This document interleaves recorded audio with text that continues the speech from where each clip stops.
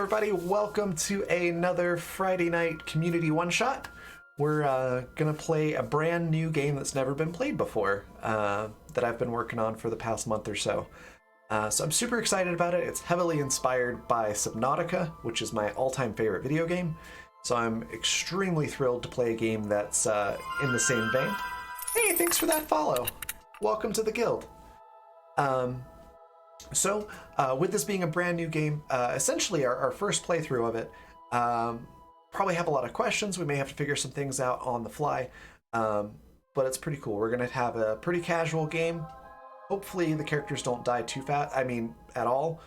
And we're going to have a lot of fun with it. So first things first, we're going to let everybody introduce themselves and their characters, kind of the character concept. Then I'll explain how you, the viewers, can interact with the game, because you can actually affect the story yourselves. And then we'll jump right in. I'll explain a little bit about how the rules work, our opening scenario, and then we'll let our characters go at it. So we're going to go counterclockwise, starting with, it just occurred to me, I don't know how to say your name out loud, because I've only ever read it. Alien, is it Jazz? Jays. Jays. Yeah, so that was going to be my second guess. Yeah, Jay is fine. My character concept is imagine a 60s grandfather who is a human resources individual. They're concerned more with the well-being of the crew and whoever else is interacting with the colonists. Okay. I go by they, them pronouns. The character's kind of well-rounded in soft skills, not a lot of hard skills. Okay. Fantastic. Next, we've got Alex. Tell us a little bit about Shoshana and yourself. Hi, I'm Alex. You can find me at Agent Boss on Twitter and such. So Shoshana is, she's about like late 20s, possibly early 30s. She's from Quebec and she's a field medic. Got used to being able to make some interesting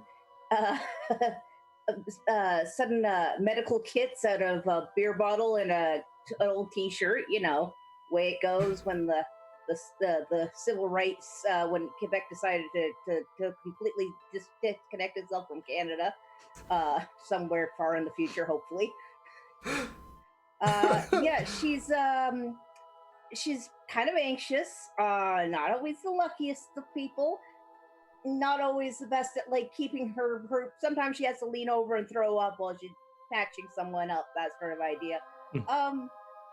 And she likes to collect things that may or may not belong to her. Fantastic. All right. Econorlax, tell us a little bit about Boris and yourself. Hi, I'm Econorlax. You can find me under this name on Twitter and Twitch. So far on Twitch, mostly here on Blackfeather Girl. Boris is, as the name tells, of Russian ethnicity, and he's a carrier crew member of ships flying, sailing, spaceships. I actually didn't put much attention to it, so I guess it would be a spaceship in this case. And he has no personality whatsoever. He's just a crew member. He needs officers to tell him what to do, and he needs some sailors to do things he tells them to. That's all. All right. Perfect. And then last but not least, we've got Leopold the Just. Tell us a little bit about your character and yourself. All right. I am Leland, or Leopold the Just. You can find me on Twitter and Facebook, a couple of meme pages. But yeah, check me out. I've also got, let's see, the character I'm playing here is I need glasses, clearly. I'm having trouble reading. Dr. Lyle Maloney, and he is really proud of his academic career at MIT. And when he was a student there, he was the best RA 4 years running. So he's basically that kind of guy, you know what I mean? Who just really loved being the RA. So he's totally not likable. Um, no offense to any RAs and happen to be here, but so yeah, he's just really really kind of crass. Just know-it-all engineer. Thinks he's too smart for his britches, sort of kind of guy. Is you know probably relies on everyone way more than he would care to admit. Gotcha. Anyway, pretty much. Oh, and he him pronouns for both me and my character. Oh, perfect. Thank All you. right.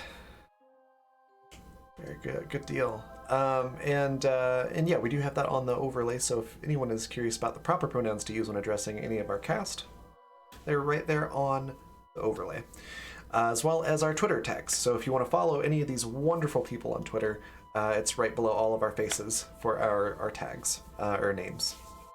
Now, I mentioned that the viewers can interact with the game as well. And there's a number of ways that you can do that, which are pretty cool. So we do have a tweet that we send out for every game announcing that we're going live, and you can find that here. For every 5 interactions we get with that, a D4 goes to the cast and to the DM, and that can be used to basically boost any roll that they want. So that's one free way that you can interact with it and help support the cast, especially in this game where it's going to be extremely challenging, as well as get folks involved with the channel. Another free way that you can interact is through guild coins, and those are our Twitch channel points. So if you look at the little round rainbow token right below your Twitch chat box, if you click on that, it should pop up a number of things that you can do to interact with the game.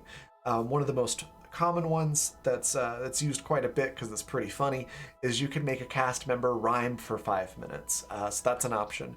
You can also do, if you're familiar with the whole advertising term product placement, you can kind of do the same thing with a non-magical, inexpensive, just commonplace item.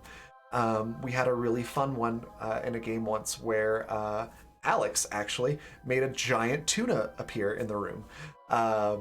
And it was not a nautical-based game like this one, so it was really funny. So there's a lot of cool little things that you can do with that, and if you save up a bunch of them, you can actually make 2 players swap characters for 5 minutes, and that's pretty cool. But you get those by just watching the show, interacting with the stream, and going on raids with us at the end of every stream as well. So a lot of cool stuff you can do there. And then finally, we do have monetary donations that you can do to affect the story. Most of those are pretty self-explanatory, but real quick, the ones that may not be, the $3 switch, you can basically cause a player to, or the DM to change the action word in what they're going to do. So for example, if Jay had an action that they were going to take, let's say we're playing classic D&D and they're a bard and going to seduce the barmaid. If I had a switch as the DM, I could say switch, and then Jay has to change seduce to a different non-synonym action word, which can cause things to get really, really funny sometimes. Borrowed success means that the player will immediately succeed at what they're trying to do. However, for each subsequent skill roll or thing that they try to accomplish after that, I'll roll a d20. If it lands on 15, then that was the success they borrowed. So there's a gamble that you're going to lose a success later. Complication allows you to throw in literally anything into the game that you would like as a viewer, and we'll just have to deal with it. The swap 2 players for 5 minutes is the same as the guild coin one. It's just you can do so with a cash donation. And then finally, the Phoenix Astra is a sort of a safety net for a character. If you really don't want them to die, you can donate one of those, and instead of going to dead, they just go to 1 HP instead. So we'll keep track of those all throughout the game. You can do those through coffee.com/Raven, raven.rocks for direct donations. It also works with bits, subscriptions, and Patreon subscriptions. You can find the Patreon here. And Bard tier and up get certain number of credits to use on these viewer actions every month. So pretty cool stuff. All of that business out of the way, we're going to jump into the game. So, for our cast here, you find yourselves on a spaceship. You're on a colony ship, getting ready to go colonize a very hospitable, mild environment, good balance of land and ocean planet off in the depths of space. Unfortunately, about halfway to your destination, you encounter a spatial anomaly. That was fantastic timing on the music. That was entirely unintentional. I love that. So, yeah, you run into a spatial anomaly, and it throws you extremely off course, and you find that your ship is now plummeting into the atmosphere of an unknown planet. All of you are part of the crew of the ship. You're awake, whereas most of the passengers on the ship are in cryostasis, asleep, waiting to get to your destination. There is zero chance of pulling out of this nosedive into the planet. You're gonna hit something as you go down. Crash landing is pretty much your only option. What do you do as this realization sinks in?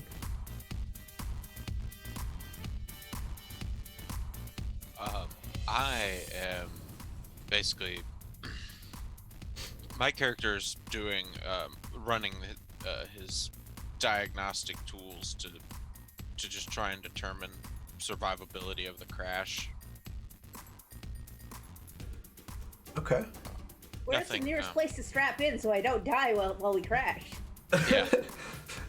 There are sort of emergency escape pods all over the ship that you could try to get into and escape in. As luck would have it, they actually hold 4 people. You could also, if you're pretty sure that the ship is going to be unsalvageable in terms of being able to take off again, you could try detaching the cryostasis section of the ship and using that as an escape pod. It is actually designed to do that. Are any of us trained to do that? It's all automated, so in the event of a catastrophic emergency like this, it's actually designed so you run to that compartment, you press a couple of buttons, and enter in your confirmation code, and it'll disengage and basically function as a large escape pod. I would like to determine through my knowledge of mechanical engineering what's the most structurally sound option. So the most structurally sound option is either of those two. They're You both could get in. about the same survivability for the crash. Yeah, if you're in the smaller escape pod, it has more maneuverability. It's less likely to hit as hard, just because it has a couple of extra options because it's so small. However, if you do that, you'd be abandoning a lot of colonists and crew and staff to probably just die. I guess it's my duty to actually try to save the crew, so... Yeah, I'm heading for the cryo. Yeah, And for a meta reason, that cryostasis section is where you're going to get your extra characters if you die. So, your extra lives are there as well. I would. Is it possible for me to, eject a few of the escape pods as well, to possibly kind of maybe preserve them for later to maybe have supplies from them and stuff? Okay. Yeah, I just want to eject a few of them before we go. That way, maybe we'll have some scrap metal that might survive or something. Sure.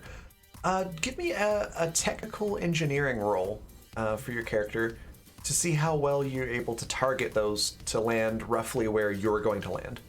Okay. All right. Looks like I'm getting a plus 11 here. 25 total. Very nice. So they are going to be in the immediately surrounding sections where you land. So in the grand scheme of things, they're going to land pretty close to you, and that's pretty great. So well done. Is anybody else doing anything other than strapping in?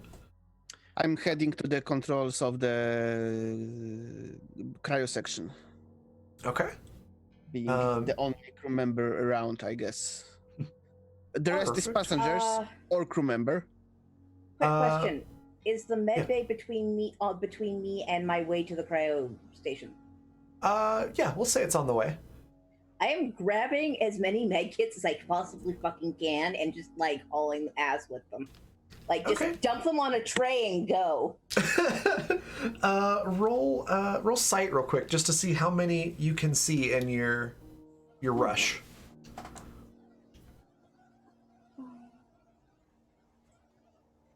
I have a bonus because I am alert. So that was sorry. 15. 15? Okay. You're able to find 5 med packs. Nice. And each one of Mark that those down. will basically just make it real simple. If you succeed a medicine check, then Yep. they'll grant half of your hit points back. If you don't succeed at a medical check, it'll just give you 25% of your hit points back. Also, I'm keeping a list of things that my character picks up on each character list thing I have off to the side, just so because you were saying that we will not be able to have our items respawn with us. Correct. So basically, what'll happen if your character does die, one of the cryostasis pods will open up, and a crew member with those same set of skills will be awoken to take over, basically. So if your party retrieves your items when you die, like say that they land on the seafloor and not in a giant sea creature's belly, for example, then you can have those tools back, basically, whatever it happens to be. Just confirming that. Yeah. So yeah, you grab some med packs and you're able to head towards the, I assume, cryostasis chamber. Yep. Okay. And then Jay, what is it Losef? Yosef. Yosef, Yosef okay. is doing a head count and making sure, kind of, so he knows who's in the cryopod and who didn't make it, if anyone. Okay. As well, kind of just figuring out who can do what. Doing a lot of admin work, basically. Even in the middle of a ship crashing, that's his job. Okay. Love it. So seeing he does the head count, I'm asking, is everybody else coming? I think this Anybody? is it. So strap in, everybody. And I'm pressing the Perfect. the Yeah. button. Perfect. Shanna is Finally one. strapping the frick down. Yeah, strapped in. So with everybody strapped in, you hit the button. You also get some confirmation messages that a few other crew members are able to get their escape pods off. Good. So you know there's other survivors that'll end up somewhere on this planet. Excellent. As you hit the button to eject the cryo section of the ship, there's a loud series of explosions that happen outside, and it's the basically clamps that hold that section into the ship being blown out of the way. So it kind of goes in a circle, boom, boom, boom, boom, boom, all around, and there's a big lurching motion as that section of the ship breaks off and starts to essentially free fall into the planet's atmosphere. It starts to get pretty warm. It's heating up pretty fast as you go through the atmosphere of the planet.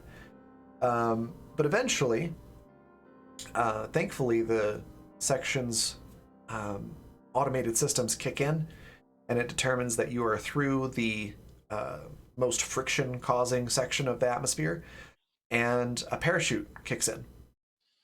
So there's a sudden jerking motion as the section of the ship slows significantly and suddenly. And sometime after that, you feel the impact of that section of the ship hitting water. You can hear the splashing. You're realizing now that if you hadn't been strapped in, you'd be flattened against the opposite side of the wall. So strapping in was a great decision. You're a little sore from, it's like getting in a car wreck and, when the seatbelt locks in place and you get tossed around. So you might be feeling a little bit disoriented, definitely sore, but it seems like the section of your ship has come to a halt. You're now able to get up, walk around, check on things inside this compartment, take stock of what you've got to work with, and you can go to the exit hatch as well.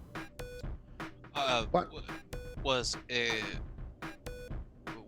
Boris the pilot of the ship when we encountered the anomaly? No, I'm just a technical crew member. Okay. That's a good question, actually. Do we know each other, or is it a very big ship and there was no chance for each to know everybody? You might know each other. Certainly at least a passing familiarity with each other. Whether you know each other personally or not, I will leave up to you all. But yeah, you would at least know each other's faces. Mhm. Yeah, you probably have all heard that my character is a bit of an asshole, so that's probably about all you know about I've had a few notes about you, yeah. Yeah. Yeah, you might call yourself a doctor, but you ain't doing no doctoring. Yeah.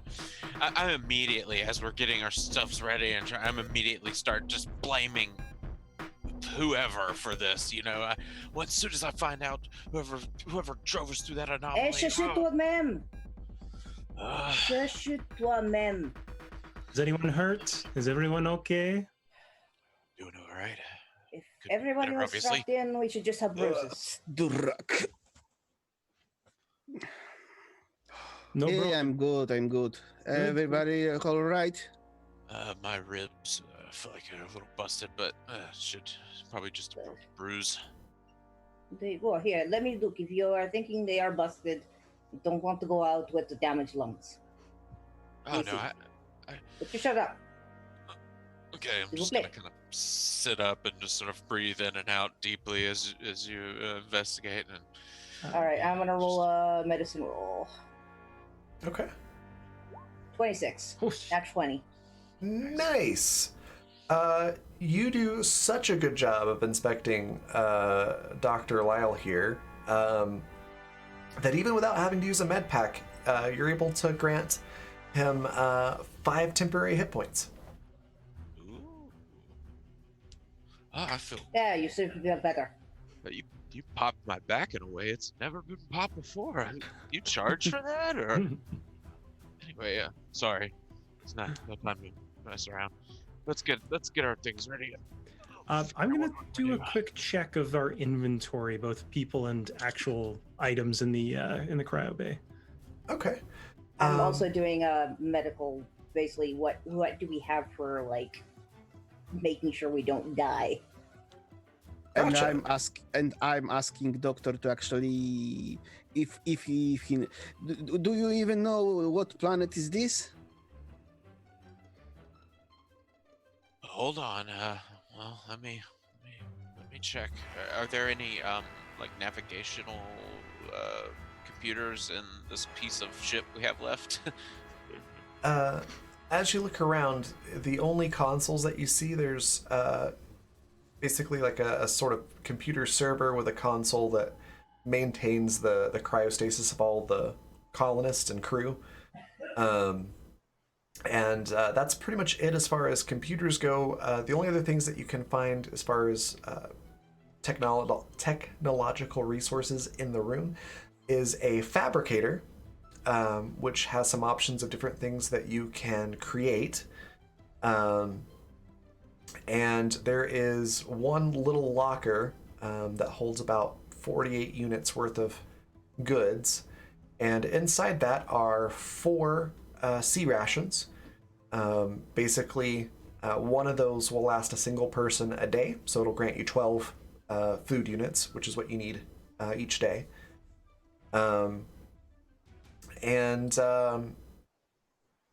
There's a couple of other survival things in there. There's like a flashlight. Looks like it's probably waterproof. No extra batteries, but There's one flashlight, and there's a pack of glow sticks that you could probably use for limited light source.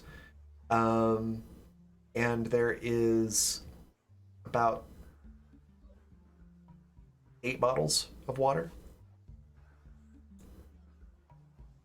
And that would be the bottled water. So they're worth 1d8 water units.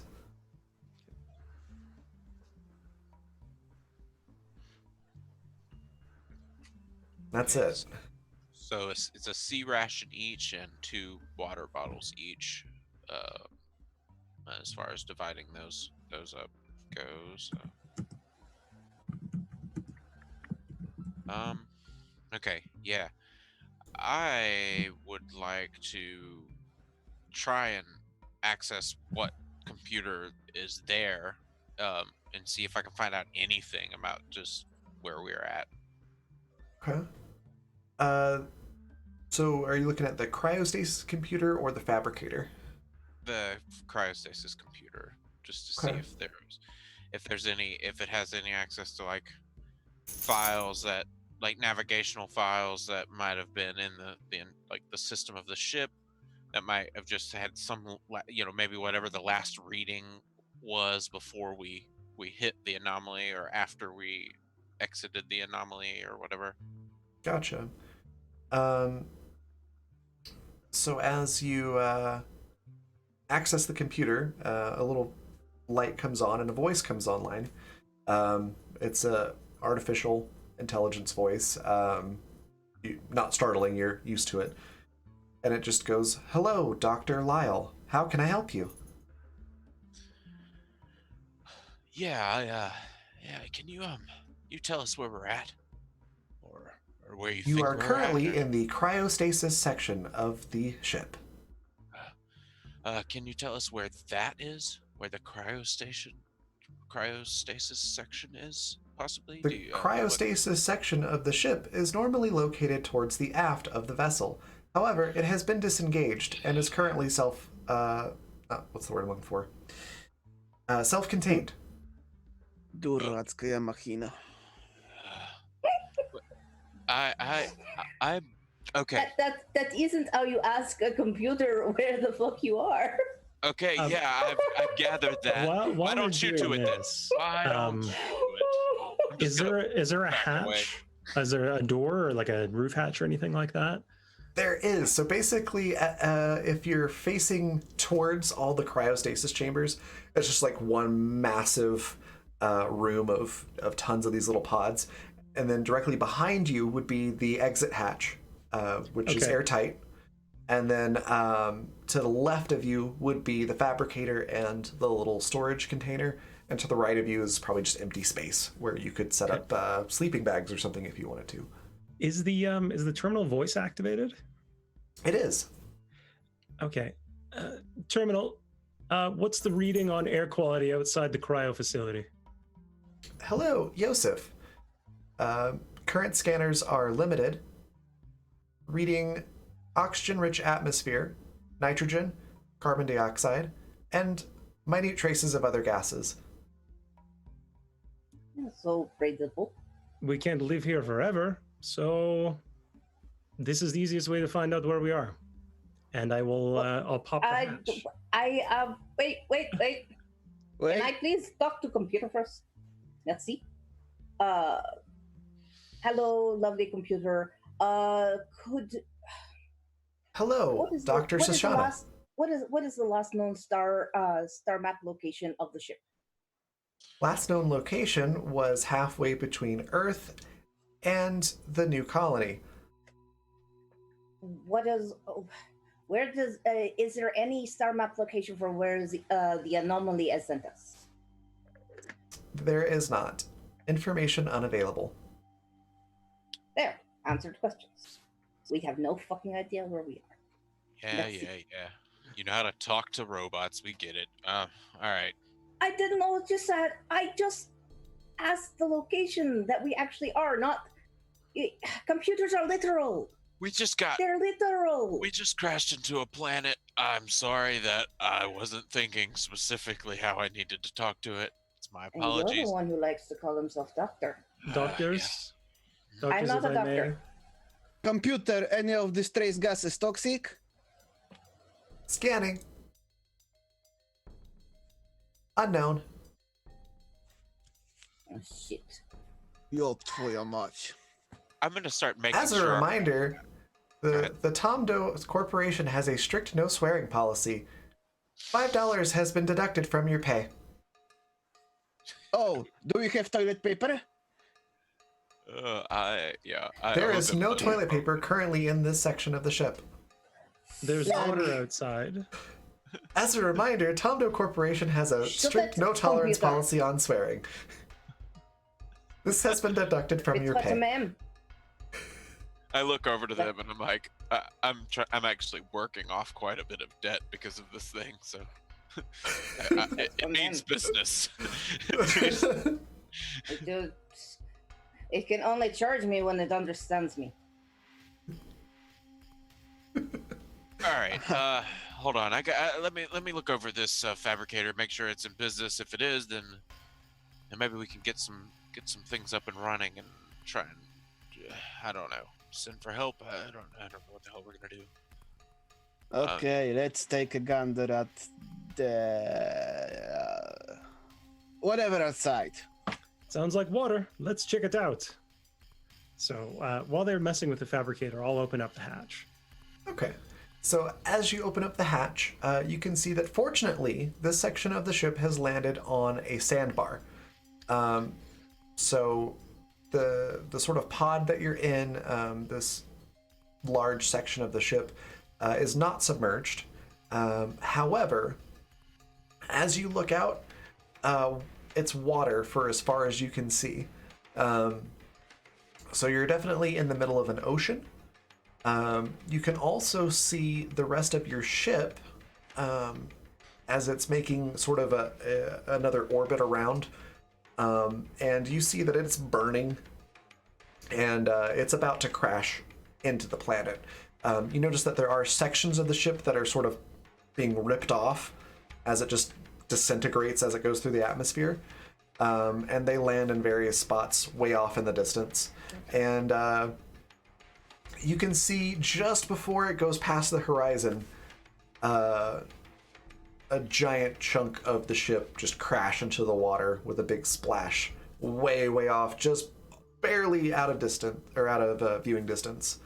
I hope so you just that's catch not the coming out little of bit my it. pay. Well, I would ask the captain, but I think he's the only one who has to pay. Well, So too bad death isn't a good way to get out of debt. my baby fabricator survived the crash, all right? Everything okay Yeah. with my fabricator? Okay, all right. As you look at the fabricator, it basically comes online, and you hear that same computerized voice going, scanning surroundings for complementary tools and equipment. All right, There's a I'm little gonna computerized loading noise. okay, yeah. I basically just want to fire it up and get it basically ready for us to start using it when we need to. And I'm just gonna kind of start rubbing the side of it and say, "You hear that hum? You hear it? It's beautiful. This thing can make whatever you want." I'm gonna start just listing off some random stuff like Bubba Gump, listing off shrimp dishes for a second there, and Are you in a sexual relationship with the fabricator? oh no, definitely not. I regret to inform but- Dr. Lyle that I am not, or he is not my type. Yeah, I'm sure this thing. Thank you for letting us know. Let's I'm see. sure this You're thing welcome. could make some things that I could be in a sexual relationship with, but not the fabricator itself. I gotta According poke my to head your back account, into- Dr. Lyle, you could not afford those items. Oh. I'll poke my head in through the hatch. Lyle, we've talked about this. Yeah, we have. Yeah. What of it? Now's not the time. The computer comes back on, and again it says accessing database, files corrupted, limited inventory available. Alright. And there's a little display screen that pops up with a list of things that you can build. Is there which vodka on the list? There is not. We'll say that like half the things I was just listing aren't on here, and my character is just upset at this point. Oh, okay, so it is broken. Awesome. Oh, well, that's great. Now we have to. I mean, we've got some useful stuff here. Don't get me wrong, but this thing could do so much more. What's the sandbar like outside? It's pretty pristine. It's very clear water. You can see that everything around is pretty shallow. There's a lot of coral reefs, very colorful fish swimming around. If your character's ever been to the Caribbean and on Earth, it would probably remind them of that area. There's also a lot of underwater plants. So Shanna's going to be starting to look up for what we need to make some O2 tanks, and if we have enough to do at least one tank. Yeah, so you're able to pull up that information pretty easily. And I'm going to pull that up as well. O2 tanks are definitely on. Yeah, it's on the starting there's an option. blueprints. Excuse me. You get some more detailed information, and it requires one unit of glass, and 2 units of titanium. You currently have none of those materials on you.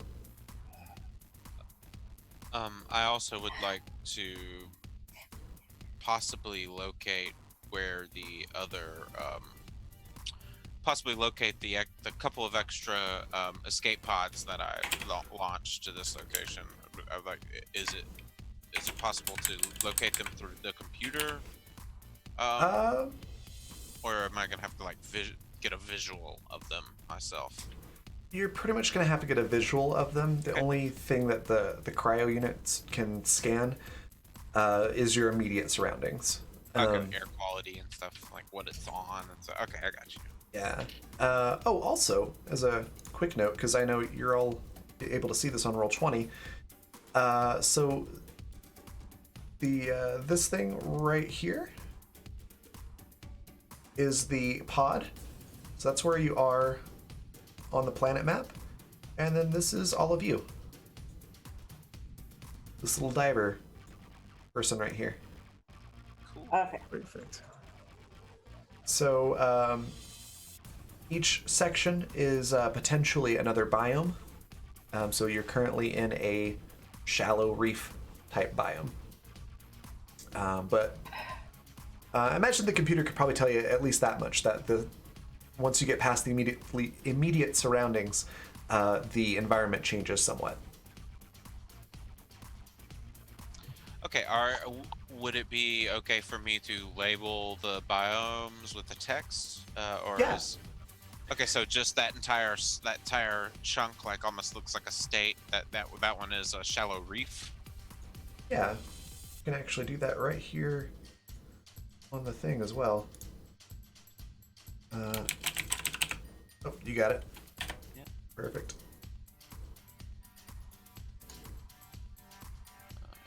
Yeah, I can try and make it a bigger font.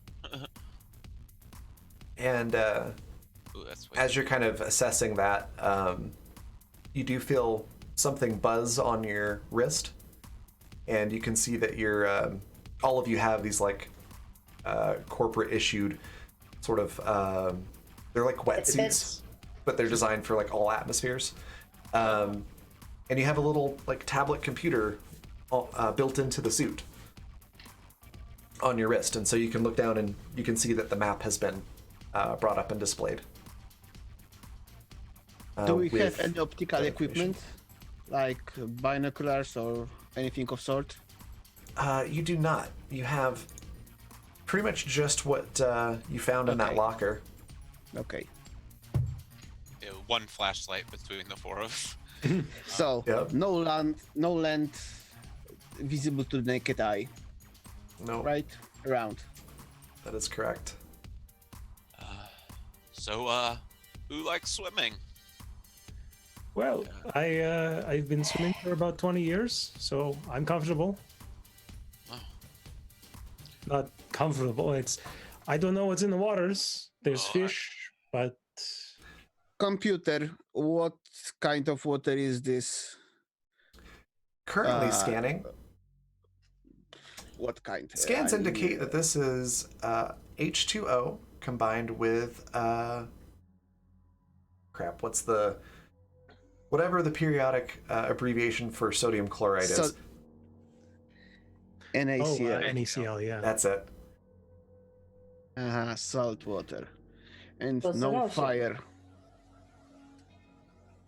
No, nothing to make fire to distillate it. Do we have?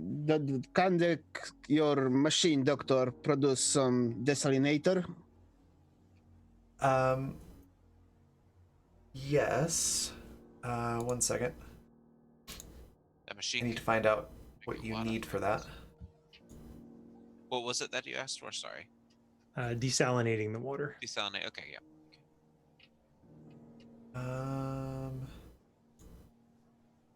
See if I can find that. You can build one. I need to find. There's a whole huge list of things that you can build. I just need to find it. I can see it. I can see it in starting blueprints. Yeah, as you're looking through the starting blueprints, it doesn't show up. That shows as a corrupted file. Okay. But Mine there not are. okay. There's a lot of pieces of the ship that have broken off, and there's other escape pods that may have those files that you need. But from the corrupted file that you can kind of make out some of it, you know that you're going to need at least a couple of titanium. You're also going to need a what is it called? A structure fabricator to build that, and probably some sort of computer chip. Okay, all right. I'm gonna definitely make note of those things for sure. Yosef was kind of our inventory guy, right? Mm-hmm. Okay, all right. So I'm gonna look over to Yosef and be like, "You writing this down?" It's all up here, friend. That's all I need.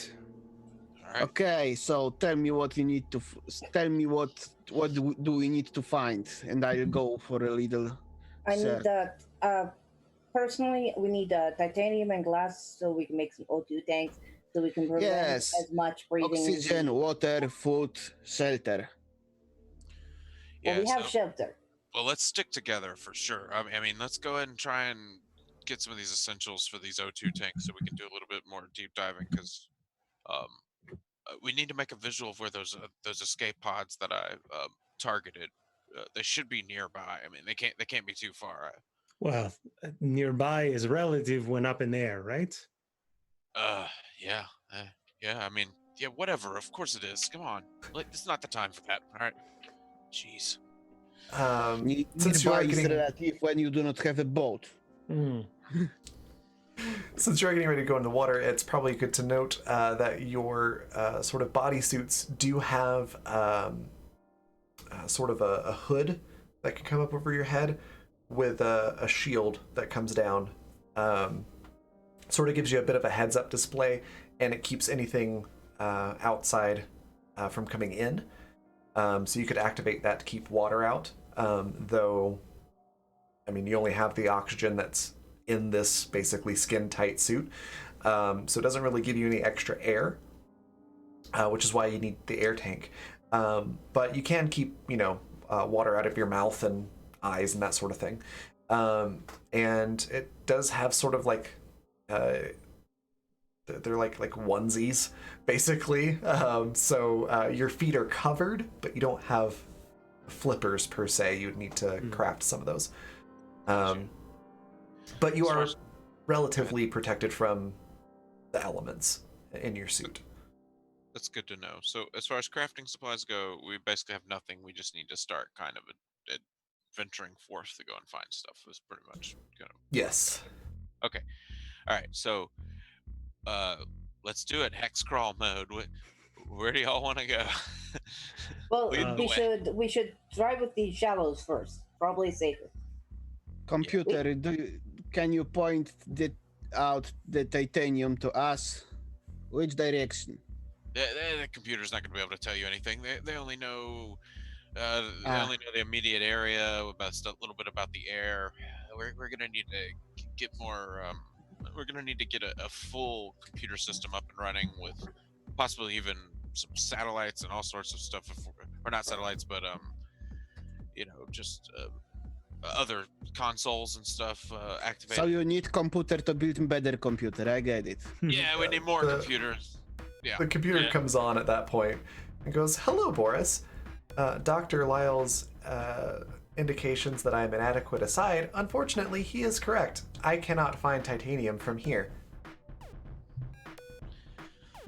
We're just gonna. All right. So obviously the escape pods are gonna I be made of titanium, I so like we the can computer. find those, bust those up, and get some titanium off of them. I think that's gonna be a good option. What do you all agree to do? Where do you all? I think titanium is the best bet first.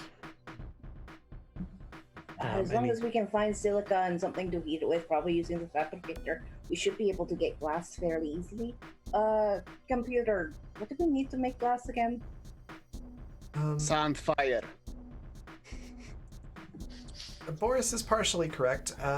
You will need heat, which I can provide with the fabricator. You will also need a sufficient source of quartz-based sand or quartz crystals themselves. Let's see. Okay, so we're gonna need good white sand, and we're gonna need some, or just some straight up geodes, quartz crystals. Okay, yeah. So, I believe you scientists call it samples. I'll Yeah. get some of the sand. Yeah, we need more than samples, okay? But we need just a truckload of stuff. It seems like. Yeah, let's go. Let's go look for one of these pods or whatever. Computer, what is your current power status? Currently, I am running on regenerative power in the reactor. And what's the status of the reactor? It is currently online, running on self-sustained power. I'm trying to think of other technobabble for that. I'm drawing a blank. Basically, it's on self-regenerating power. You don't have to worry Okay. about that compartment running out of energy. Yeah, do not look inside if you want to ever have babies. Which, given our predicament, might be important. Yeah, Eh, kind of the whole mission, right? I'm not repopulating with any of you. don't worry, there's plenty of other people right now. Shelter is more important than babies. Yeah, definitely agree with that. Especially when we might not even be able to feed ourselves, much less an infant. Okay, yeah. So let's get the hell out of here. That's what I think. What I think we should do. I think so. I'm making sure Shoshana's making sure she's got 2 med kits on her. Okay. Someone grab the flashlight as well. The one Okay. flashlight. Yeah. I just can't get over that. It's just like all huddled around this one. It's day. So Thankfully. you everything that you currently have, each item would take up 1 inventory unit. So you don't have to worry about that too much. As long as you're holding, fewer than 48 things, you're fine. Also, what the computer might also let you know is that you seem to be in a spot where it's morning. So it does look like you've got most of the day for daylight, and you're starting out with full food and water on, in your systems. So you don't have to worry about eating or drinking super soon. Your tummies aren't grumbling or anything like that yet, but it certainly should be a priority because it is, a survival situation for sure. But as far as, crashes on unknown alien water planets, you're doing pretty good so far. We're alive. So, which direction do you all want to head? Do you want to head to this biome above us, or that seems kind of closer to us? I suggest we look in the current biome. Oh, well, that's Yeah. true. Down. Sample of sand. We start just going in circles out. See how sounds good, deep yep. it is, see what plant life and fish life are around, and see if any of it's edible. Yeah, we could try and make our way to some of Or these other is trying sandbars. to kill us. Or we're edible to it. Oh yeah, let's not talk about that. I've been thinking of all sorts of terrible things that could be down there. Did I Keep them mention to yourself. fan of the ocean? Okay, yep. Yeah.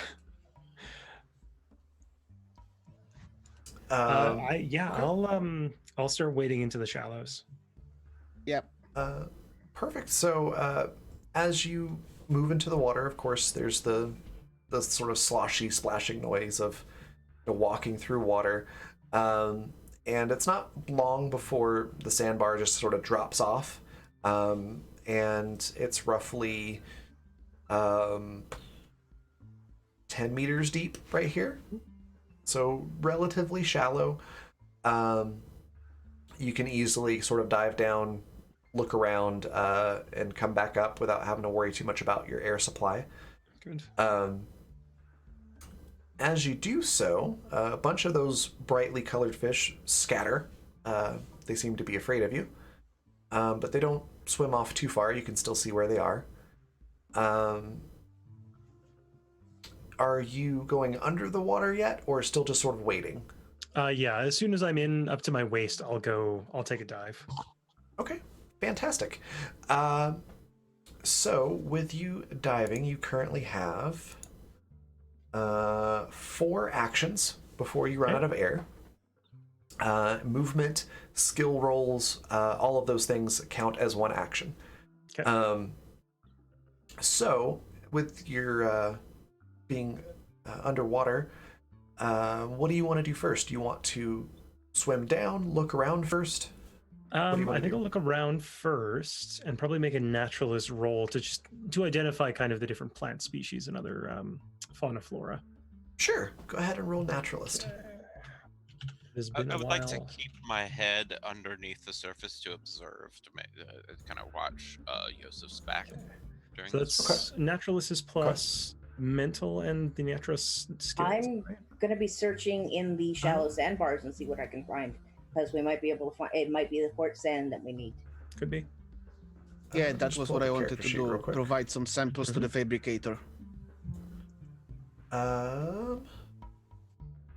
Naturalist is, yes, it's mental plus any points you have into it. And your d20 roll. 12. 12 total. Yeah. Yeah, as you look around, you don't really recognize much. It is an alien world, so some things do look a little bit familiar, though. So you do notice that there are some sort of rock formations here and there that could potentially contain little bits of material that you're looking for. So you might be able to find certain metal deposits or things like that if you were to investigate those a little bit closer. You see a lot of different plants, but you're not really able to identify them. You do know that there is a tool called a scanner, which might give you more insight into what they are and allow you to use your knowledge of earth plants to sort of collaborate those two things and figure out which plants are edible, which ones are dangerous, and that sort of thing. Okay. Let's see. Is anyone else in the water, or is it just me? Did you all just watch me jump in? No, we just scattered around the land there. Okay. I'm just watching you with my head down under the surface. Okay. I'll dive deeper. I'll make note of the rock formations and dive deeper. All right. So that's 2 actions. Mm-hmm. So you've got 2 left, and if you're diving deeper, you can go 10 meters, so you can get all the way down to the bottom of the ocean here. Okay. Does it look markedly different from the just kind of up on the sandbar? Does it look like there's less plant life, more plant life? Yeah, it's a little bit different. The deeper you go here, it looks like there's more plant life. There's a lot more fish. And as you're looking around, you can see that there's more things sort of jutting out from the seafloor. Most of it's loose sand as far as the ocean floor goes. But there's some rocky formations here and there that you could probably take a closer look at to determine what it is. Okay. But that would You said require another action. it was one action to swim kind of 10 meters back to the surface. Yeah, so you've taken 2 actions. At your current depth with no air tank, you've got 4 actions worth of air. Okay. Yeah, I'll use my third action and check out those rock formations down close to the bottom. Okay, go ahead and roll sight. Okay. Sight. I think I just have mental, so here we go. Oh, of course. 7. It's a 7. Yeah, you're looking around, and the water's actually really clear. But one of those brightly colored fish that I talked about, there's one of them that was not so scared. It's very curious, and it's swimming right in your face. And you're kind of distracted by this fish just flopping around on your face shield. Okay. I'm going to avoid touching it, just partially for my own benefit, partially for the fish's, and I'll swim back up. Okay. Boris, you said you were looking around underwater as well. I guess me and Alex said the same, that we wanted to take care about the sand in the sandbar. Yep, Okay. as well as anything else I could find in the sandbar that might be useful. Okay, so maybe you would take the sample to the computer and I'll take a look around the lander for any pieces of metal that may be loose or broken off in the landing. You don't really find any metal on the sandbar. There is plenty of sand, though it's not very white sand. It's sort of a dark sand.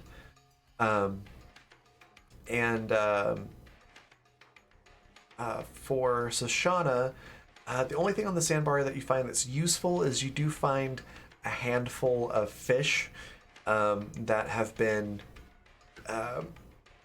more or less killed by the impact of the section of the ship. So they are fresh fish that are edible, from what you can tell. Okay, All so right. there's only one thing I would I like to found do, lunch. also to do while taking a walk around the lander. Like, I'm holding up fish. I found lunch. Great! Yeah, whatever. You didn't catch those. Alex, So- maybe don't touch those with your bare hands. Yeah, I'm not. I have suit. I know, just keep in mind. yeah. Also, my name's Alex. Character's name is Shoshana. Shoshana, sorry, so sorry. It's okay. My brain saw a name and it latched on. It is all good. There's rocks down there. They might have metal in them. I didn't get a good look. The fish, some of them are really friendly. Friendly fish. Okay, good to know. All right. Candido Yeah. are friendly. While they're doing this, I'm gonna inspect the our shelter and try and determine how much metal on the outside of it can be scrapped and it still be a viable shelter. Okay. Roll mechanical engineering. Ooh, okay. Plus 13.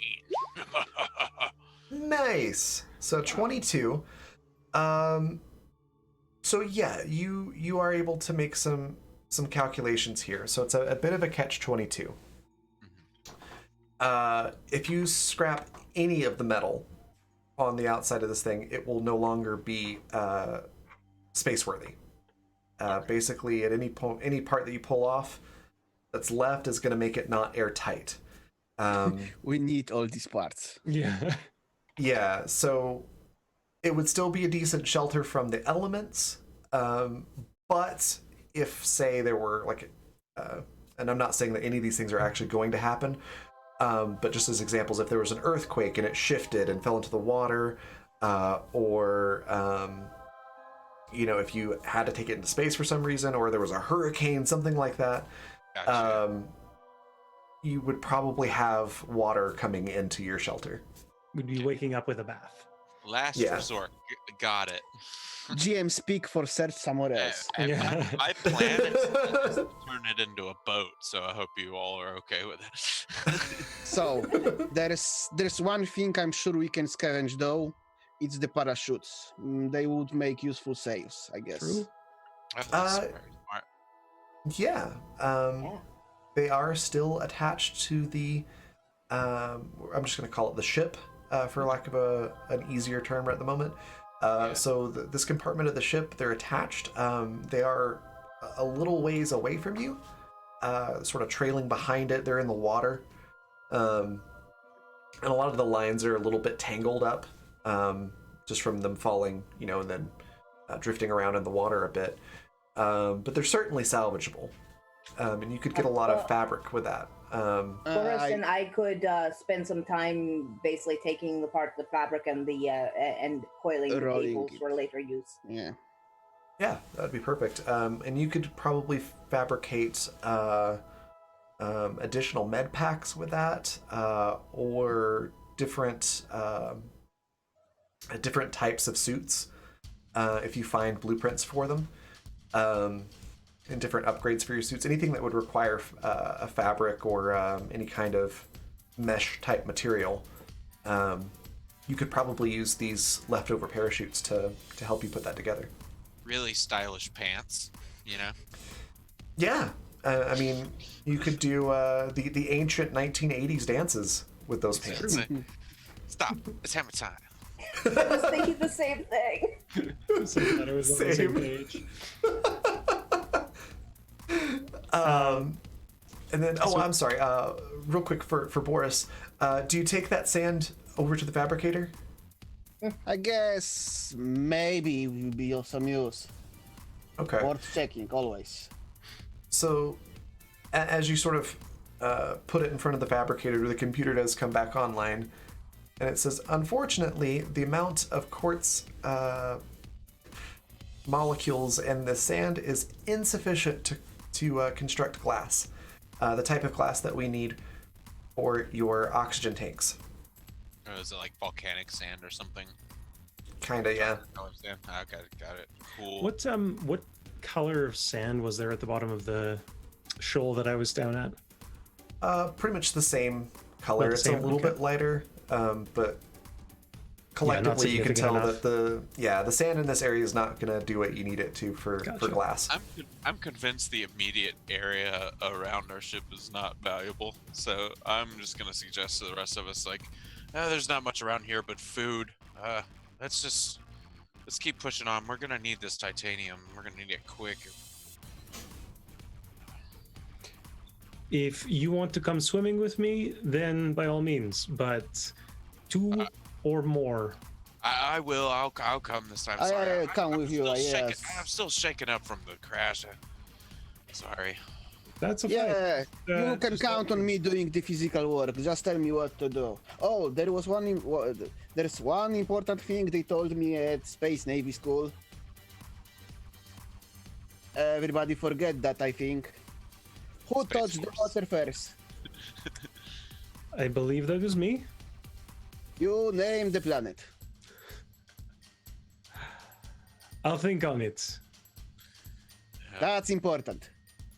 My dad tried to get me to join the Space Force, but I wanted to go to MIT instead, so here I am. I think we call it the big, wet, white, wide thing.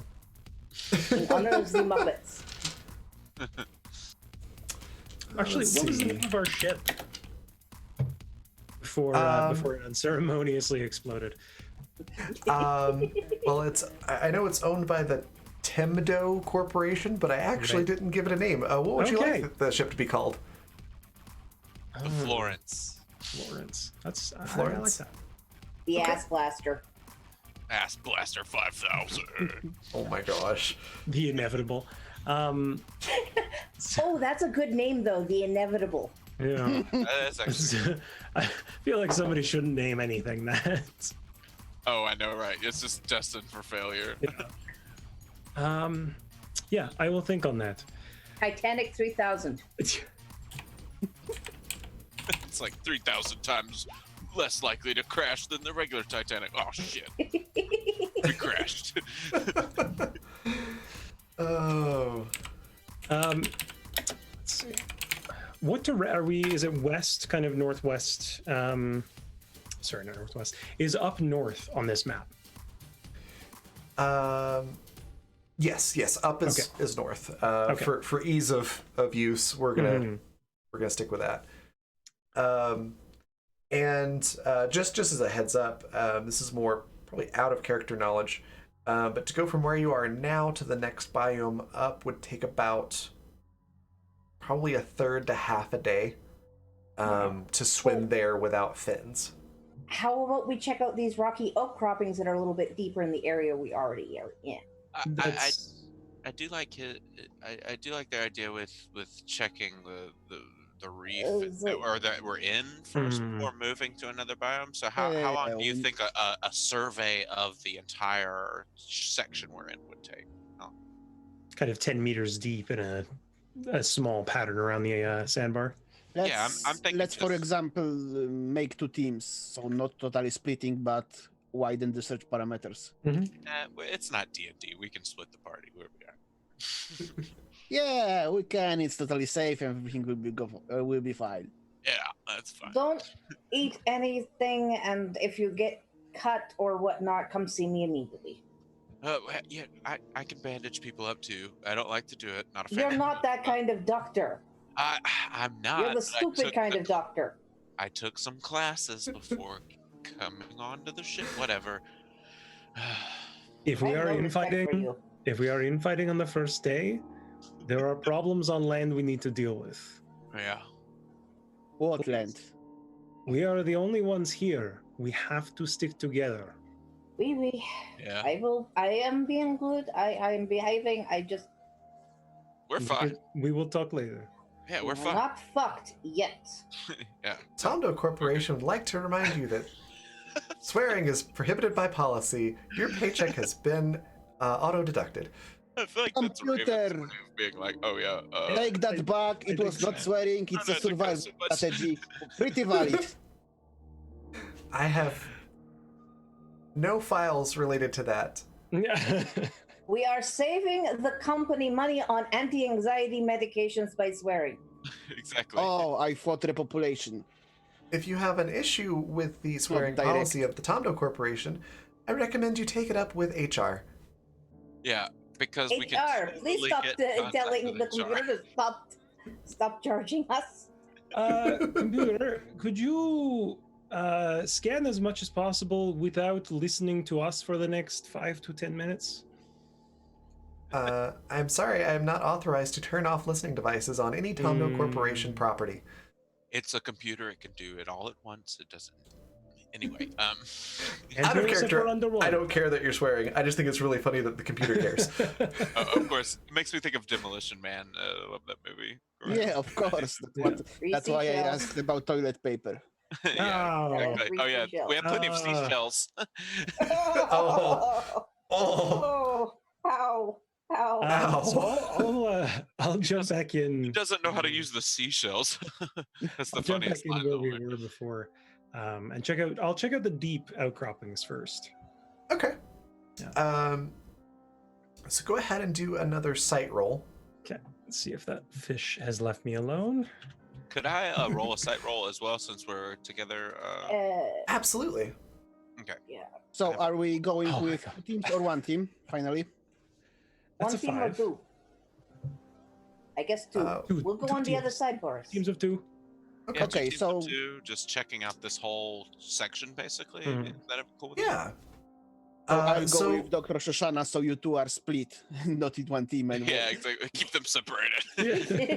So, speaking of that, no reason. Just curious, which one of you was it that has unlucky? Uh-oh. I joked about how my other I do. personality, if I die, has it, but this character. Okay. has it specifically. All right. So Shauna has it. Okay. Cool. Shauna. Mm. Again, no reason. Just asking for a friend. Not our team, not our problem. It wasn't good. Team All right. lucky over here versus Yeah. team unlucky. So we're gonna start with Dr. Lyle's role. So yes, you see a couple of different things as you are looking around. Now, quick question: did you swim down to the bottom and look around, or are you still up Yeah. at the surface looking down? I went down to the bottom. Okay. I would imagine what we're sort of doing is one person down, one person up, and then we sort of trade off one person down, one person up, and just sort Yeah, of I trade could go off. for that. Okay, that works. We're gonna say that you're down then at the moment for the 17. So that's 2 actions. You've got 2 more before you're out of air. And what you can see is that there are some sort of mineral deposits here that you could probably break open and definitely would have some sort of resource that you need in it. And you can also see that there are some quartz crystal formations growing on the underside of this sort of coral formation that's sort of jutting out. Okay. How many actions would it take to gather some of the quartz? Like enough of the quartz for it to. Well, I guess I could always come back down and get more, but yeah, just curious. You could get 1 to 2 units of either, but not both. Okay, while I'm down here, I will go ahead and grab. What do you all think we need? Titanium and I think quartz. The quartz. Quartz. And titanium. Yeah. Okay, so I will gather the quartz first. Okay. And then I will let Yosef know we've got some mineral deposits and some quartz down here. This is some potentially useful stuff. If you want to go for a nice. run and gather some things. Yep, I'll trade. Fantastic. So you gather 2 units of quartz. Okay, and then Yosef, I'm gonna send Yosef down there. Yeah, gather I'll some- go down to grab titanium. Or And whatever else is there covered, you know. Okay. So, Dr. Lyle, the computer chimes in your suit because it's sort of present in your tablet. And it lets you know that that is the exact amount of quartz needed for 1 unit of glass. Just 2. Yeah. And how many units of glass did we need for what we were trying to I make? believe just 1. 1 Okay. per tank. Yeah. 1 per tank. Okay, so we need to gather, 6 more. Yeah. Units of quartz. Yep. Right. Okay. Yeah. All That right. is So correct. between the 2 of us, I'll carry. So 4 units of quartz, and Yosef, you can carry 4 units of quartz. Yeah, I can do that. Okay. Okay. And then what was the other mineral? Am I able to identify it? So with that, you just need to it's sort of like a mud clump. So you just kind of have to break it apart, either with your hand or with some kind of tool. You could even use the quartz crystal that you have there as a sort of makeshift tool to break it open and see what's inside. So who's currently, I'm assuming Dr. Lyle grabbed 2 quartz. Yosef, you're going to try to grab a couple as well? I'll try and do the mineral, actually. I want to see what's in it. Okay. Yeah.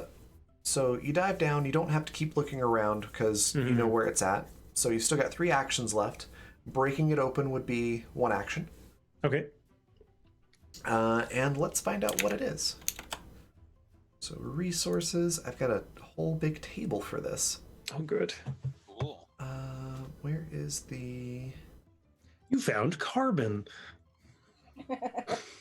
You found poop Excellent. fertilizer. Oh yeah, like fossilized poop, coprolites. That's what Okay, there it is. Just our luck. So roll 1d10. I call that fuel. Oh, wow. So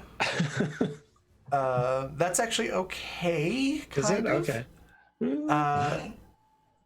So that means it's going to be titanium, yes, that you find. Oh, okay. You found 1 titanium in that clump. Cool. So I have 2 actions left.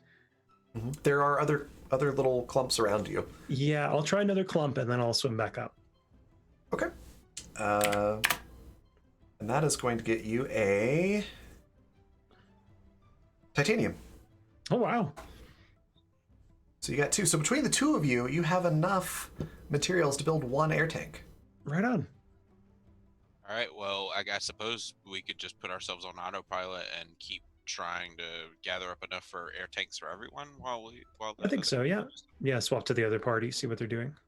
Yeah. Okay, loot everything. Up to you right now.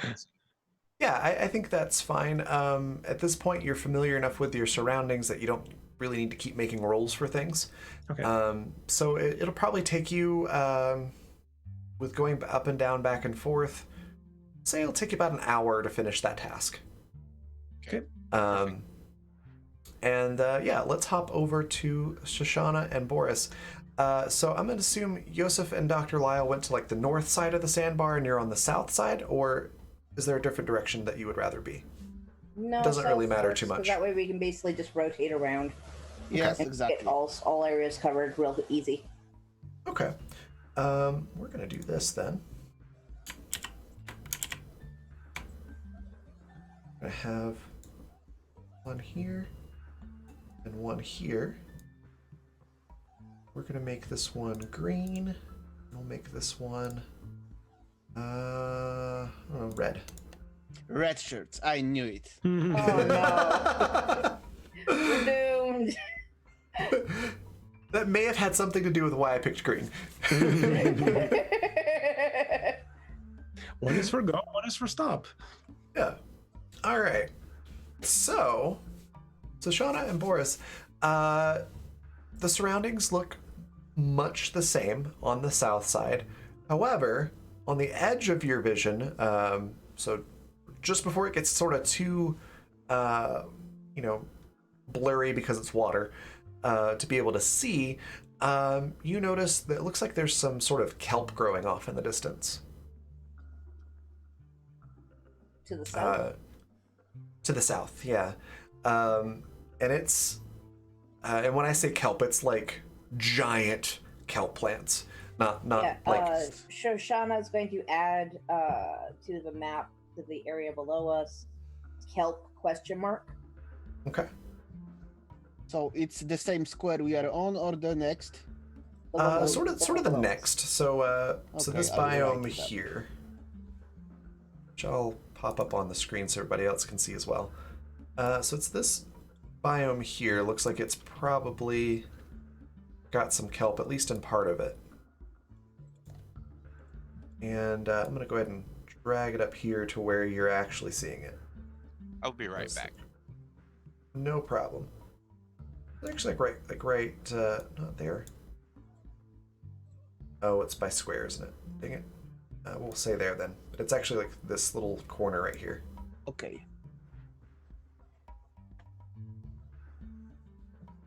That's where you're gonna see that kelp off in the distance. I'll go with you, maybe to be sure nothing's laying ambush in that kelp. You also see like little mineral deposits and things that look like they might have quartz crystals hiding under them and things like that as well in your more immediate surroundings, but you do see that kelp off in the distance. So what we do, Doctor? Oh, we need the oxygen. Let's collect, see what minerals we can find around here and the quartz before we go further. But Okay. the kelp would be a good place to look. So in direct surroundings first. I dive down to the bottom. Okay. All right, so go ahead and roll sight to look around while you're down there.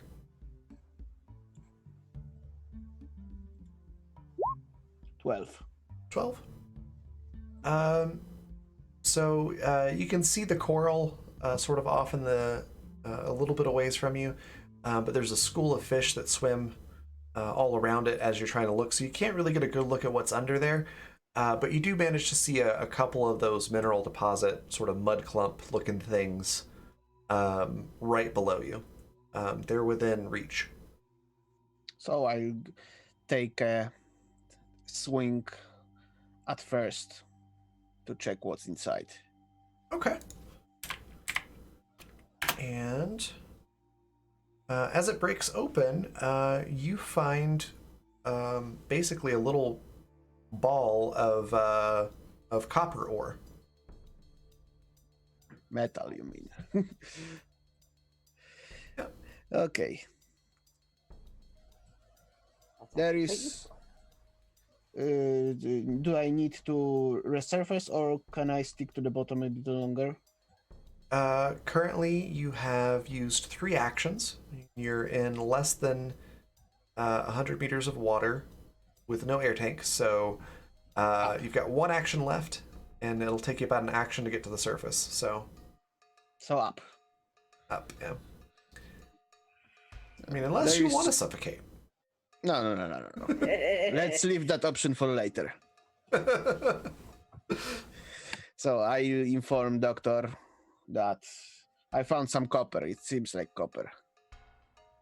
Yep. In these clamps. Do we gather more of it?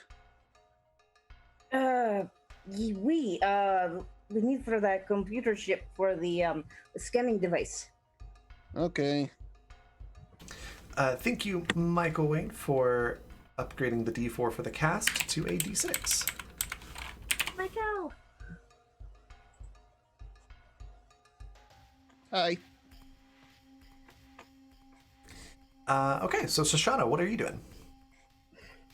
Oh, waiting for the other one to come back up, and I'm diving back down to where Boris indicated. There was more of the clumps. More of clumps. Okay.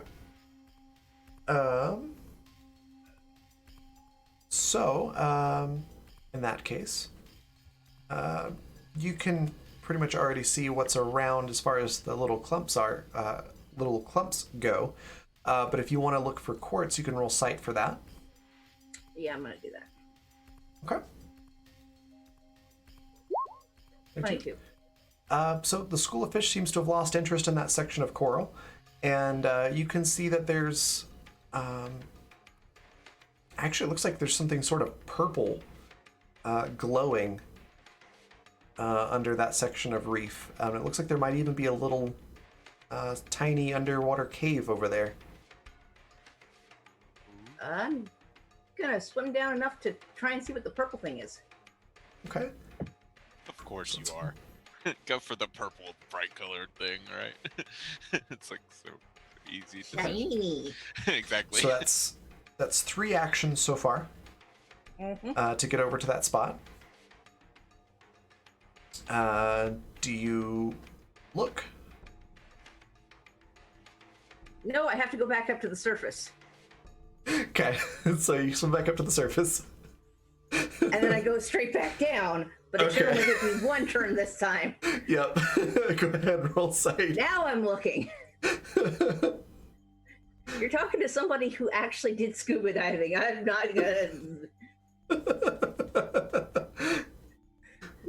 I just love that pause where we're all like, uh-oh, I hope they swim back to the surface.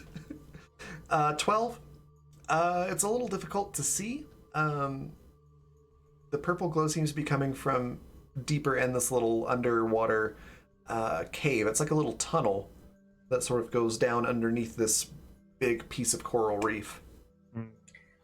I swim back up to the surface and yell, Okay.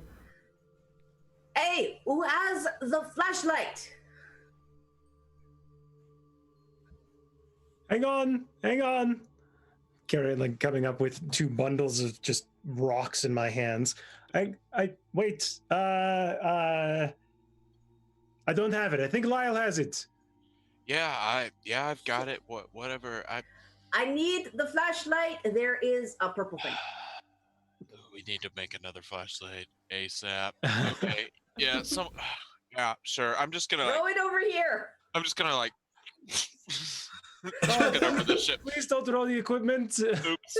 Too late. I was about to say the same. It's already in the air. So, Dr. Lyle, make a might roll for me. Excellent. Hey, when I leveled up, I put some ranks in physical, so we're Oh, okay. good. You've been practicing throwing flashlights, have you? Yes, exactly. What did I get? What did I get? Oh no. 12. Ooh. Not good. Okay, I didn't say it was good. Mm. So you chuck this flashlight. Fortunately, it clears the sandbar, but it goes bloop into the water, far away from Shoshana. What the fuck? Yeah, I mean, you told me to throw it. I didn't want to, You suck at throwing too? I just didn't want to listen to your shit if I didn't throw it, okay? So maybe just go swim around and find it. I don't know. You suck! I'll All help right. you to search for it. Thanks. We can't afford losing our own little source of light. Yeah, I know. I won't throw our only flashlight next time. I promise. Exactly. All right. Do the computers on our hands can double as communicators? I look over to s- Joseph and I'm just like, what's with them, you know? So we Sorry, don't what need was? to scream? Oh, wait till this Yes, you actually do have comm units in your suit. so Okay. yelling. I'm sorry, I forgot. I think I forgot to mention that. That was my bad.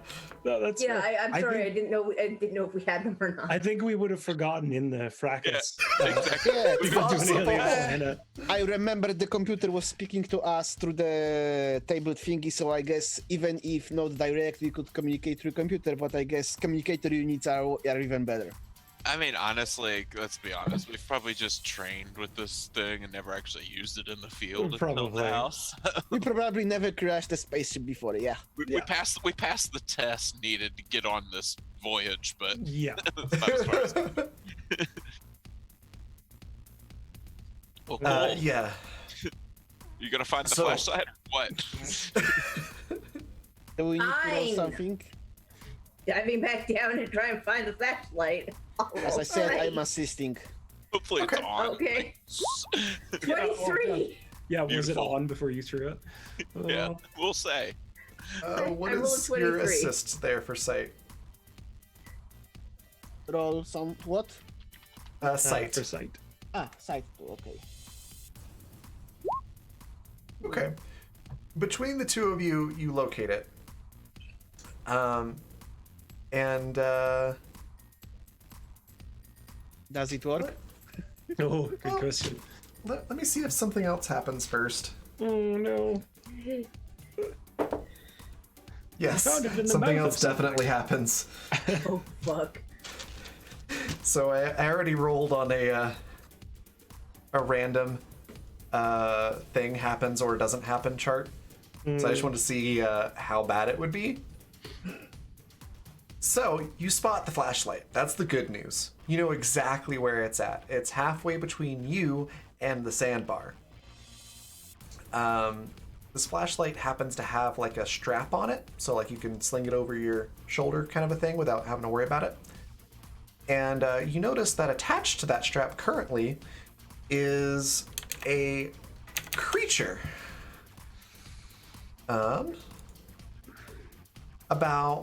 This one's about 3 meters long.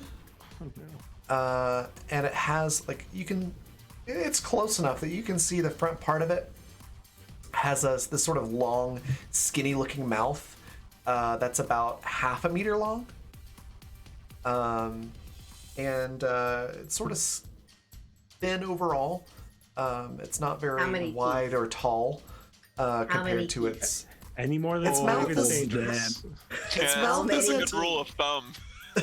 More than 5, we're fucked. It's gonna- Its mouth How isn't many open, teeth? but you do notice a couple of teeth here and there sticking out from the mouth to either side. Oh, I it's like one of those- surface and activate the communicator. Dr. Maloney, you are required to retrieve the flashlight. I get it. And I'm diving. Okay. Boris, you're also able to see this. Yeah, I Um, know. Okay, just double checking. The fish is sort of like a gray color with sort of like green diamonds on its back in terms of coloration, and scaly So as you swim over to it, it's just sort of swimming around, seeming relatively calm. How close do you get to this thing? Or are you planning on just going right up to it? I'm planning on getting the flashlight, so Okay.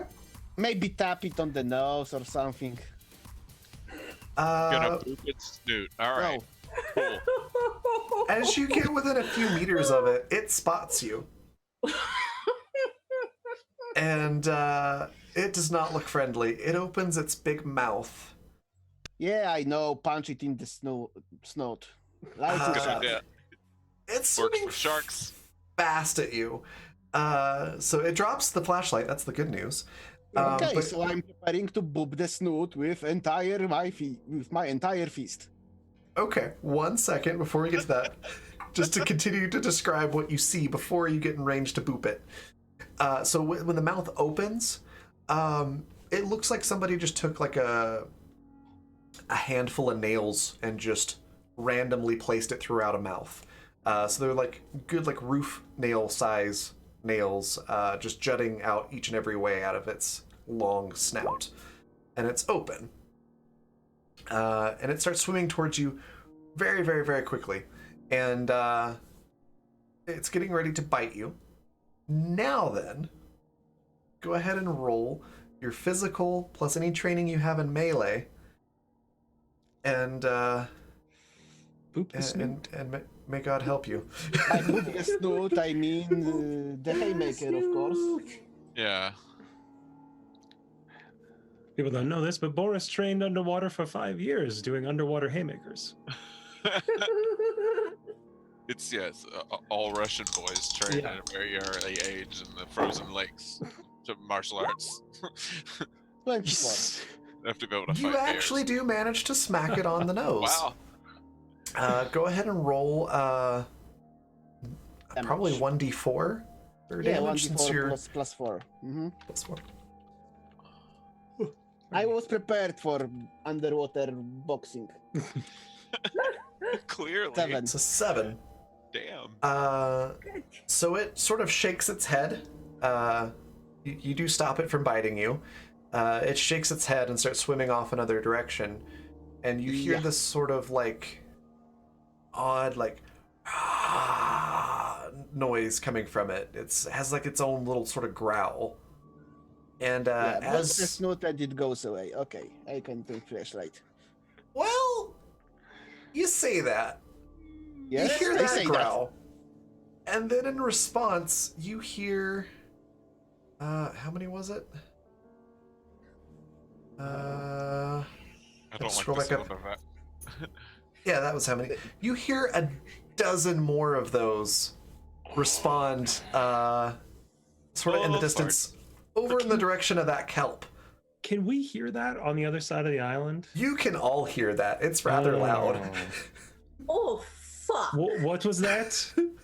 That one, Grabbing the flashlight and surfacing. Yes.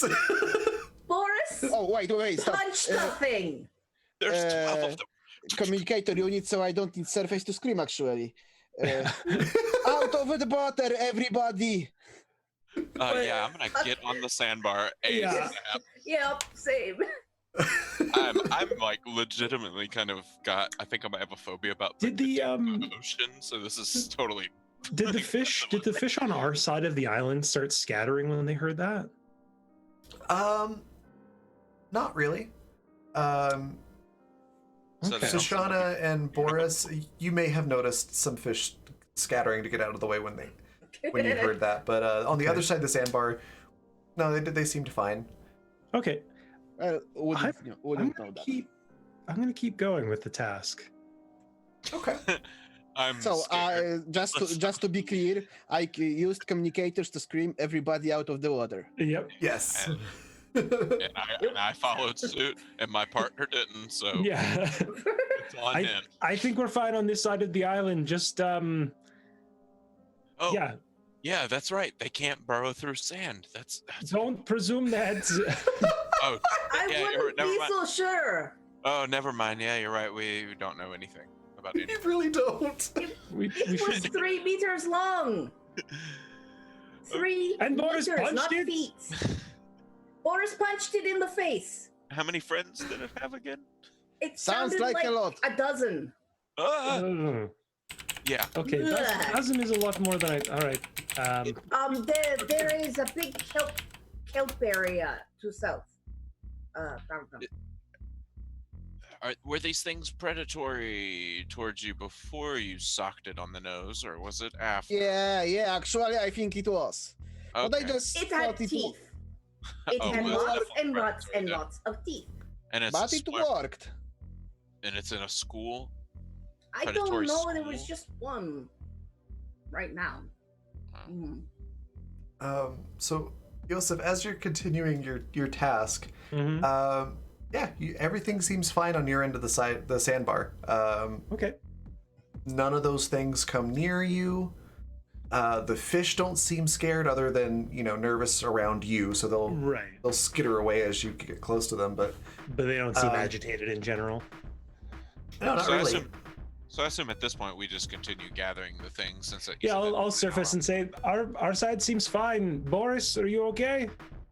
So, to be clear, did I manage to grab the flashlight and did we reach Yes. the sandbar? Okay. Yes, you got the flashlight. You got to the sandbar. You've got the copper. Some copper, yeah. We found some Um, copper. All good. Yosef and Dr. Lyle, between the two of you, over a couple of hours, probably by around 1 or 2 in the afternoon, you've gathered up enough materials to make 3 air tanks. Nice. Excellent. Okay, we still need one more. Mhm. So I guess we could make sort of summary of the inventory. We should probably go ahead and get these air tanks into the programmed into the fabricator because it might take a bit for them to make. How long does it take to fabricate something? Oh, it's very quick. It's just a couple minutes. Well, it only takes a few minutes. Sorry, rewind. It only takes a few minutes, but let's go ahead and get some of these tanks made. Maybe we can And do we should see more what thorough, else we are going to need for scanner. explanation. Oh, Yes. Weapons. We have some food though.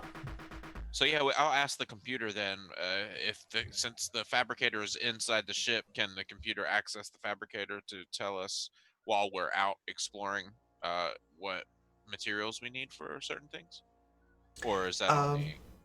Yeah, you can communicate with the computer on the ship. So basically, you can access your blueprint list at any point. Okay. So if Perfect. you're like, oh, I really need this, you can pull it up on your little tablet and Oh, cool. look to see, what materials you need. Excellent. Okay. All right. Yeah. So, what was it again, Alex? That you said we need For the scanner. scanner. Okay. For the scanner, which is a very, very useful tool. Yeah. So I imagine does the scanner do ground penetrating radar and all that stuff too? Like, is that effective or? It's more like it gives Maybe you. we could take a.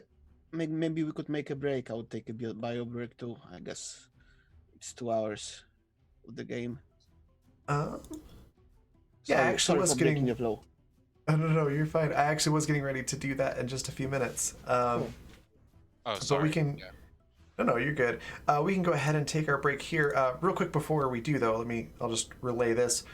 For the scanner, you do have that blueprint available. You need a battery, which to make that you need. What are they called? A caustic shroom. You need 2 of those. And a copper ore, which you have. And that'll make the battery. And then you need a titanium. And that'll make 1 scanner. Have we seen any mushrooms of any type down there? You have seen a lot of plant life. Now that you know specifically what you're looking for, you could potentially find some mushrooms. Yeah. Hi, Okay. thank you. For that, follow Mrs. G. Silver. Welcome to the guild. Welcome.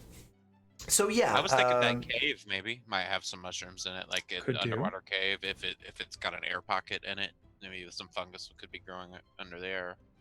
Worth Yeah. checking out. This is so much fun, Um, by the way. I just want to say, I'm really enjoying like This is gathering really good. resources. I feel like I'm playing Minecraft, and I'm glad you're having fun. it's funny. But Um, anyway. Fantastic. Well, yeah, welcome to the guild, Mrs. G. Silver. Hello, hello. We're actually going to take a quick break here. We're going to be gone for 5, maybe 10 minutes. Give everybody a chance to stretch their legs. We've been going about 2 hours now, but we'll be back after that short break, and we'll keep going for another hour or two, depending on how things go with the searching and whatnot. But yeah, thank you for joining. And we'll be right back.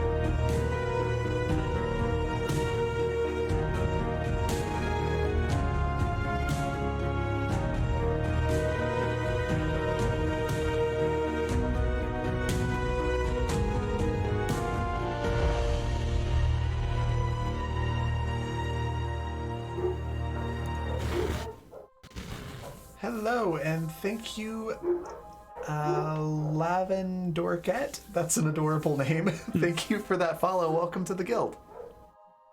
All right, so we're back. I apologize for the background noise. If anybody hears that, hopefully that'll die down soon.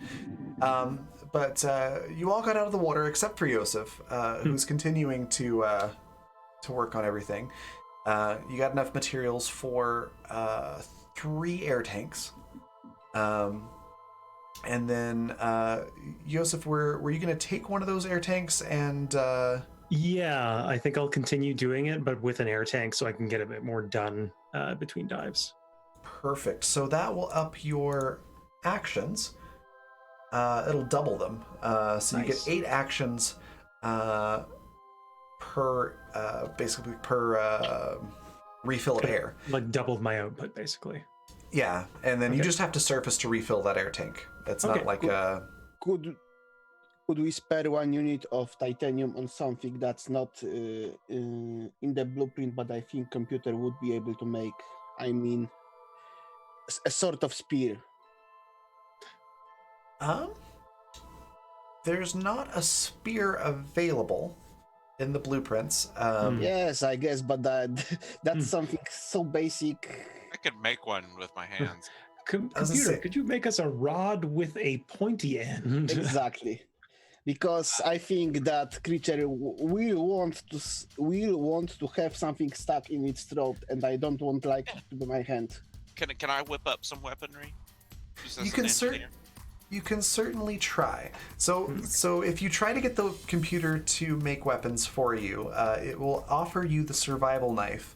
If you try to get it to make anything else, it'll say that it is strictly prohibited from manufacturing any sort of weapon other than the survival knife. Well, I will get 4 survival knives and strap them to sticks. What are you finding the sticks? I will find some sticks somewhere. I had some metal poles. I don't know. I will scavenge some metal off of this. Can it make metal pipes? It Not can make but pipes. metal pipes. Okay. Yeah, let's make a metal pipe. Real and then, quick. boom. First off, let's address the knife first. To build a survival knife, you need. Yeah, They were free. No. So the survival knife, you need a silicone rubber, and you need a titanium. To build a silicone. To make silicone rubber. That's a good question. To build a silicone rubber, you need some sort of plant. It Like comes kelp. from. I'm trying to find the name for it here.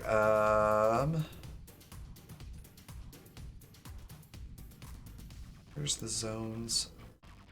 I might have missed that one. It needs a name. I know what it is. I just don't think I named it. We're gonna call it kelp fruit. Kelp fruit, okay. Well, hey, we know kelp is. Boris? I know, but I need to have a talk with the computer. Mano a mano. Mano e computro. Can you make the knife without the rubber?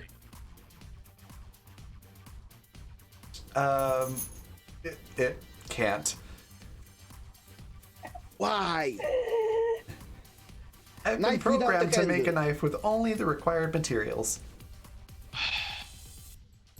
Alright, I'm just gonna try and whip up some weapons to fight something off. if Okay, it's make me a possible. pipe, computer, then. Yeah. All right. A pipe is better than a knife in this case.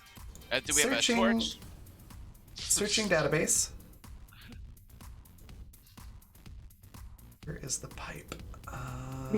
Welder. I also want Or- to know a welder, so if you want to look that up next. 3 titanium will get you 5 lengths of pipe. They're air pipes. Okay, why don't we make some pipes and then try and make a welder and then just melt sharpen up the end with the welder. Yeah, cut Alright. Okay. into the edge. I'm just build picturing a- Joseph diving, picking up rocks, looking at all the plant life. Meanwhile, up top, it's like Lord of the Flies. Yes. That's perfect. So to build a welder, you will need 2 deposits of salt. So basically just like a fistful of rock salt, basically. 1 titanium and 1 sulfur. Wait, no, not sulfur. I'm sorry. The other one. Cave sulfur. Okay. All right. Sulfur powder, that's the one I was looking for. Okay, so how much of the titanium we have left actually after making the pipes? And 1 tank because the tank was already made. So you had 3 titanium, I believe, right? I think so, yeah. 3 titanium and 3 glass. Wasn't it 2 titanium a tank? Yeah, so No, I thought you're 6 right. That's what titanium. it was. I was like, it was 2 of something. Mm-hmm. 2 titanium per tank. That's right. So 1 just double check. titanium and 2 quartz left, it seems. yeah, And- that sounds right. Yeah. And 5 pipes. Yeah. At the moment. We're gonna go with that in the interest of time. Actually, since we are doing a one shot, I do want to speed things up a little bit. So I'm gonna say you found enough materials to build air tanks for all of you, and the pipes, and you still have a little bit of titanium left over. We'll say Okay. 5 left over. Okay. Okay. So we shall we go and deal with the problem Boris made? I didn't make a problem, it was already there. Well, true, it was Dr. Maloney. If I can ask, are any Did of you us know trained that your name to fight sounds like animals? baloney? No, you're not. Started. Whatever. I think I will call you Dr. Baloney. Yeah, and I probably won't respond to it. So Boris, I know you might have hand-to-hand combat. Have you had experience killing shark things with poles? just unsharpened poles. Stick them with the pointy end. That always works. Which one's Unless, pointy, though? We don't have a unless there welder. are more of them than there are of you. Yes. I'm aware. I think that problem can take care of itself. Right now, we need to worry about food, water, shelter, not dying to 3-meter-long teeth monsters. There was only one of them taking interest in the flashlight. At least we learned something. They are aggressive. It attacked me before I approached it. So, I mean, it attacked me when I approached it first. So it's aggressive, and we know it's aggressive now. All right, blame Shark. the fish. Okay, we can blame you, Doctor. We should blame me, I suppose, since I threw it. But whatever. All right, yeah. Hey, I didn't punch it after. I did punch it after he attacked me, not the other way around. Yeah, It is yeah, aggressive. yeah. It hit you first. Got it. Okay. Let's go and try and maybe find one of these other pods or some other survivors or something. I don't know. Now that we've got- Now that we've got air tanks, maybe not towards the reef, but the area we haven't seen yet, west. Yeah. Sounds like a good idea. Perfect. Yeah, I'm gonna say as you head west away from the screaming fish, we'll just call them since they don't have a name that you know of yet. We'll name 'em. Screaming eels? Kelps, Swimming eels. since they live in kelps. Yeah. Out of character, they are called macrogars. Dang. Screaming So, eels. all right. So as you head west, you actually find something floating in the water, and it's sort of a signal buoy. that seems to have been dropped by one of the other escape pods. Is it floating like with flotation, or is it just naturally buoyant? A little from column A, a little from column B. Okay. Like it would float on its own, but it also has some like balloon type things on the outside of it to make sure it stays afloat. In case it was like, damaged on the way down or something like that. But it's a signal buoy, and it gives you the location of one of the escape pods, and it's actually to the north. To the north in the thin biome there, or in the west biome? Okay. So it'll be in this one right here. Okay. All right, let's head that way. If we That think is we'll probably make our it, best bet. if we think we'll make it there, and then Are we in kind of late afternoon still? You're getting around probably 4 or 5. You probably are starting to feel a little hungry. So we should probably eat and rest, and then go in. I think so. There in the morning. Yeah. With only one flashlight, yeah. Yeah, Yeah. for sure. All right.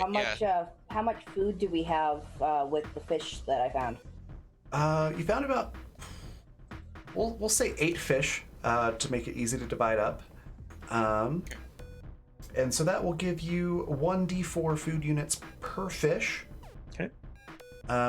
You do have that bottled water, which will give you 1d8 per bottle.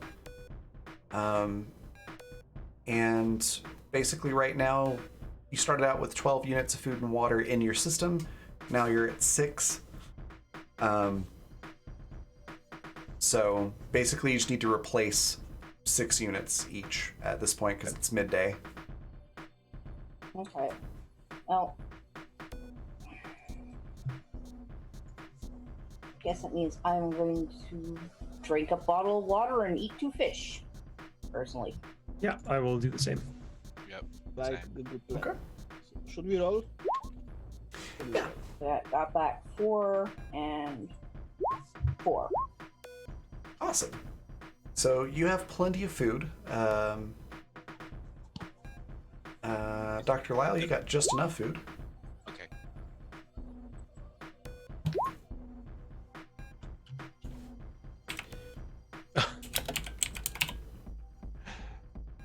Okay. So yeah. Among all of you, I'd say you get enough food to keep going the next day. Some of you may be slightly less full than others, but it's enough food. Now then, since those were fish, that is a 1 to 3 range to get sick on a d20. So we're gonna do for How much worse is it for me with the stomach? Die of dehydration on a water close. planet. It's gonna have more to do with the effects of being sick more so than the do you get sick or not. All right, so Yosef, you're safe. Okay. Oh, the suspense there, roll 20. 19. Oh, Okay, so Shauna, you're safe. Boris, also safe. Dr. Lyle, also safe. Nobody got sick. Very close to getting sick. It's- There's only yeah. 2 of us. It looks like we won't have a you died of dysentery message on this game. oh God. Yes. Not today, anyway. Not So you decide to sleep through the entire sort of dark portion of the day. Mm-hmm. Probably smart. So the next day you wake up, you're feeling pretty good. Good night's sleep despite of the circumstances. You have enough water. You're hydrated. You're fed. You're able to keep going. So you head towards the coordinates with the escape pod then? I think so, yeah. Okay. Now, correct me if I'm wrong. It was south was where the reef and the what did you call them? Sorry, macrogars. Macrogars. Yeah. The macrogars and the kelp Okay. We're to the south, yes. Okay. In the corner of the southern zone. Yeah. Oh, gotcha. Okay. Okay. All right. One sec. Mhm. 50. Okay. And oh crap. Oh no. I mean, no need to be worried. Yeah, What? no, everything's fine. It's all fine. It's fine. They'll I do did forget poker face to check. check Twitter. So you all have 2d6, by the way. Thanks cool, to okay. Elvira Thank you, Elvira. and Twitter. So Thank you, babe. so you've got 2d6 that you can use on rolls. So as you're approaching the escape pod, you can see the escape pod. It's floating on top of the water. Its flotation devices have been engaged. However, as you get close to it, in the water underneath of it, you can see this sort of cloud of something swirling around. And after it swirls around for a little bit, you notice about 2 or 3 of whatever these things are latch onto the escape hatch on the bottom side of the escape pod. And somehow they manage to get the thing open. And these things start pouring into the escape pod. As you look a little bit closer, these things are 1 to 3 meters, 1 to 3 meter sized head. They're all very different sizes, and they all have tentacles that are 3 to 4 meters long as well. So they're pretty big things, and they're cramming into this escape pod. You're not sure if they're hostile or not, but clearly they're very curious. And they seem to be just exploring this escape pod. I have seen far too much hentai to want to go anywhere near that. Looking under the water, does it look like anything's kind of like pouring out of the escape pod as they're breaching it? No, it looks like No. The pressure inside the escape pod is enough to keep the water from rushing up into the thing. Okay. So, Dr. Baloney, would you like to go and investigate the spot? I'm just ignoring her. Okay. If anybody does try to count them, there's 19 of these things that you can see. Oh, were you saying Oh. something? Were you talking to me, Doctor? What do you need? I'm not me a to do? doctor. I actually work for a living. Oh. Well, I think we need to figure out a way to scare the damn things out so we can go in and check things out ourselves. Can I make an intuition roll to see whether or not these things are, whether or not me coming up to them would be viewed as hostile or just as a curiosity? Can I Sure. roll a gut feeling roll? Yeah. I was going to say both of you roll gut feeling. Okay. Oh God, 11. You're still creeped out by the tentacles, Shoshana. Yep. You're not sure how you feel about this. Clutching her thumb drive with all of her hentai on it. Don't like that hentai. 22. Okay. So you get the feeling that these things are not hostile. Okay. They look more curious than aggressive. Okay. So if you approach them, they may inadvertently harm you, but you don't feel like they are malicious in intent. Okay. I'm gonna cautiously start swimming towards them then. Wait, Doctor, wait, I have an idea. Maybe we should scare them with noisy things. It sounds scary underwater really bad. Hang on, Boris. I've got an idea. Okay. As you swim closer, they seem very interested in this escape pod. Okay. You can hear clattering happening inside of it. Just are you under the water or on top of the water? Under the water. Under the water. Okay. So it's more of like dull thuds here and there, but you can Okay. tell things are being tossed about inside the the pod. Okay, I'm gonna prepare myself just in case something comes rocketing out of that pod. Like a fire extinguisher or something. I'm keeping in the front. Whoever swims near the pot, I will be with them. Okay. Okay. So as you both approach, there's still a couple that are swimming around underneath the pod, sort of waiting for their turn to go inside. And one of them does notice you. So I'm going to say odds for Yosef, evens for Boris, and we'll just roll a d6. 1d6. And it is evens. So Boris, as you get a little bit closer, one of them just darts towards you like a jet. And as it gets closer to you, it sort of spins around, so it's tentacles first coming at your face. And from my point of view, it's pipe first. Okay, so you're gonna swing your pipe at it? Okay, but I'm using pipe to shield my face. Okay, so you just sort of hold the pipe out. My pipe is on its course, yeah. Okay. So not swinging it, just sort of like, Okay, I get you. In that case, it wraps its tentacles around the pipe, and it just starts feeling all over the pipe.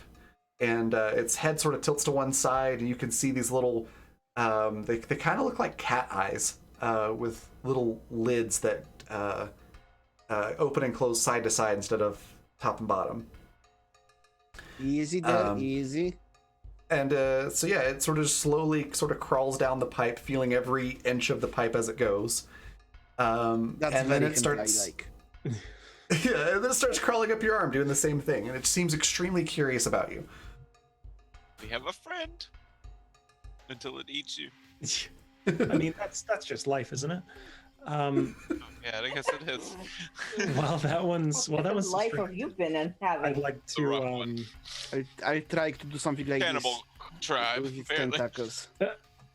So it sort of moves its tentacles for a second, and then it starts wrapping one around the hand that you were shooing it with, and starts crawling up that arm instead.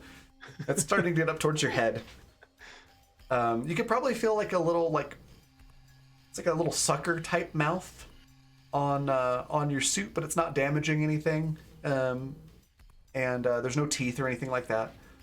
It's just sort of like gumming at your arm as it crawls up. Well, I will try not to keep it away from my head. I mean, Okay.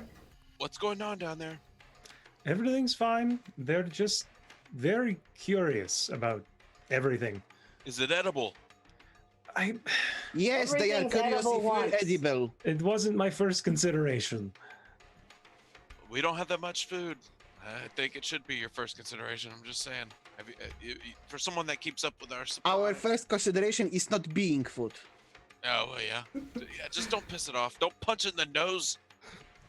I don't think it has a nose. Oh, nope. That solves it out, yeah? Yeah. No nose to punch. We're good. We're making some very hard rules about the life on this planet. Yep. So but it's doing its thing. It's investigating you, Boris. Okay. The other one notices you, Yosef, but it seems more interested in the escape pod as a lot of things come pouring out of the escape hatch. Okay. So there's like a fire extinguisher that falls into the water. There's a pack of glow sticks, a med pack, just like everything that's in there. There's even Everything like in the kitchen sink. a seat belt that's somehow been unattached from the seat, and it drops into the one water. Quick question: how deep is the water here? Thank How you. far is to the surface? It's still about 10 meters. Okay. Oh, so whatever gets thrown out, it's salvageable.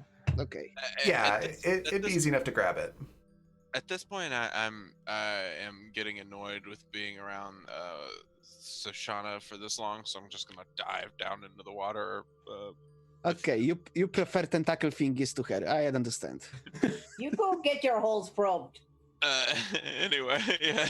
Lyle, come grab. It's like Christmas down here. Uh, Weird tentacles Christmas. Yeah, that's a strange Christmas. All right, but anyway, I just want to check out what sort of salvaging we can make of this pod.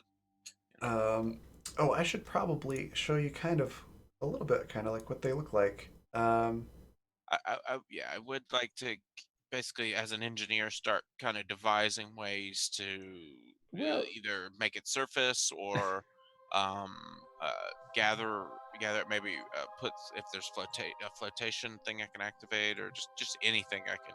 Well, if it's floating, we might be able to just tow it. Yeah, that's a good point.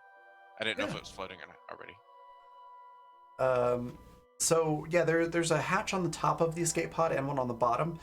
The one on the bottom is still being occupied by these squid-like creatures. You could try climbing up the top and going in that way. Do you want to go into this thing while there's 16 of these things inside? I would like to definitely at least open the hatch and look in. Whoever tries to climb, I will yell into communication. Don't open the top hatch. Why? It will lose the pressure and go and sunk like a rock. Oh, wait, yeah. Well, I know that. Yeah, I'm an engineer. Yeah, I knew that. Yeah, I knew that one. One hole is fine. 2 holes it sinks. That's basic engineering. Yeah, basic stuff. I could have told you that. Oh my god. Sorry. 1 hole is fine, 2 holes sink. Yeah, I still love I'd that like it's to weird try tentacle and, Christmas. Yeah, it's weird tentacle Christmas. I'd like to. Is there room for me to kind of squidge in from the bottom? Yeah. Okay. As you get closer, more of them, they're still very curious about you. So you've probably got 3 or 4 of them on you, just sort of slowly crawling up and down. One of them is trying to pry open your face shield. Okay. It's not. I'll stop and I won't pry it off, but I'll try engaging it. Kind of distracting it with other things. Okay. So as soon as you distract it with something, it's like, ooh, and it goes towards that. Okay. Can someone make sure they don't run off with these things? What am I supposed to do? How am I supposed to? Well, watch them. It's like cats with yarn. Just make sure they don't go running. Yeah, sure. Okay, I'll be the bouncer on the door and strip all the items of the clients. Okay. Yeah, I'll grab a piece of kelp and just sort of use it like a cat toy or something, I guess, to distract them. Yeah, there's like a sort of like an underwater fern growing close by that you can grab one of the fronds off of and start wiggling it around. Wait, I love my job. Yeah. They're very curious. Some of them crawl up your arm. A lot of them are sort of batting at the frond, much like cats would, yarn. So, Joseph, you're able to get into the escape pod. Okay. As you do, one of the squid-like things brushes something that was on the floor into the water, and a lot of them sort of just like pour out of the escape pod. So there's only like 1 or 2 left in there once you finally get in. The rest of you see these things just attacking these packs of sea rations.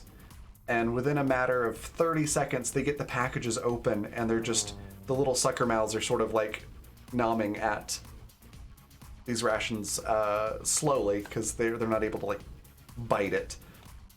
So it's sort of like sucking on an energy bar. It's not super effective. Yeah, but they're having a great time with it. Yeah, I imagine it's like when I have a fish tank. I imagine when I feed them sometimes these large chunks of food, they all just sit there and attack it, and only like a tiny little bit comes off at a time. Nop. Yeah. All right, well, like me without my dentures. Try scaring them. I don't know. We might need that stuff. Okay, we can waste one. Open the. It's an idea. I'm not doing this. I'm telling an idea. Open one and send it to the bottom for them to chase. I think every of them will. Just wave it around so everyone notices it or smells it. I don't know That- what their senses are. I'd agree with that. That's use one, save the rest of them. Yeah. Okay. Well, that's So a good close idea. to I will give you this. Most of them are pretty obsessed with the ones that are open on the bottom of the ocean floor. Then we go in and you get the other ones out of the skip pod. Exactly. Yeah. Yeah. They're distracted on their own right now. What is left in the pod? There's a lot of open cabinets, and like I mentioned, there's like some crash seats that you normally strap yourself into. One of them is half taken apart. That's the one that the seatbelt is missing from. Okay. And you get the sort of sense that these things are very good at getting into places they shouldn't and taking things apart that should not be taken apart. Gotcha. But there are still a few items still in here. There's a fabricator still in here. Okay. It is integrated into the escape pods. It's unfortunate. It's not like you could just take it out with you. But it does seem to have a few more blueprints, like a desalinator, for example, Ooh. that is intact. Is there a way to sync kind of my tablet with this fabricator? Okay. Yeah. So basically you just sort of interface with it and it uploads the files that you were missing for a couple of things. It also has its own issues. A lot of its data is encrypted as well, so you don't get the entire library of blueprints, but you get some that you didn't have before. Okay.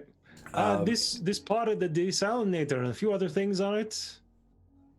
What else do we need for the desalinator? What else do we need? So you need Take everything. That's usual two solution. titanium and a CPU. Okay. It looks like we need a CPU.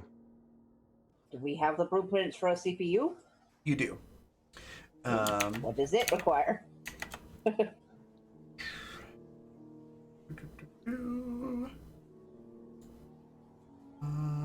Advanced materials. A CPU is going to require a gold, copper wire, which will take 2 copper, and did I have a name for this? A coral tube sample, 2 of them. We'll need some exotic things for this. All right, we need to do the knives first. I have an idea. If 2 of you go back to get ropes, we could bring this whole pod back to the base. Yeah, I think that's a great idea. What's the distance, Raven?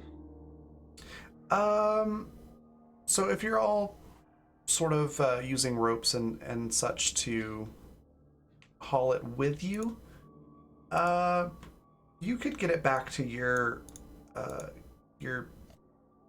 cryostasis pod section of the ship within a few hours. Okay. So we'd say let's say midday. Oh, can we gather all the pieces from the bottom they thrown out and just pack it and seal it from the bottom and open on the top? Yeah, you could try to do that. Anything that you try to grab from the bottom, you're probably gonna have to not literally fight, but like Fend off. but yeah, fend off the squid things for it. So it's a matter of, do you want to spend time doing that and potentially risking further unlucky things happening, or do you want to just take your pod and go, so to speak? That fire extinguisher definitely would be useful.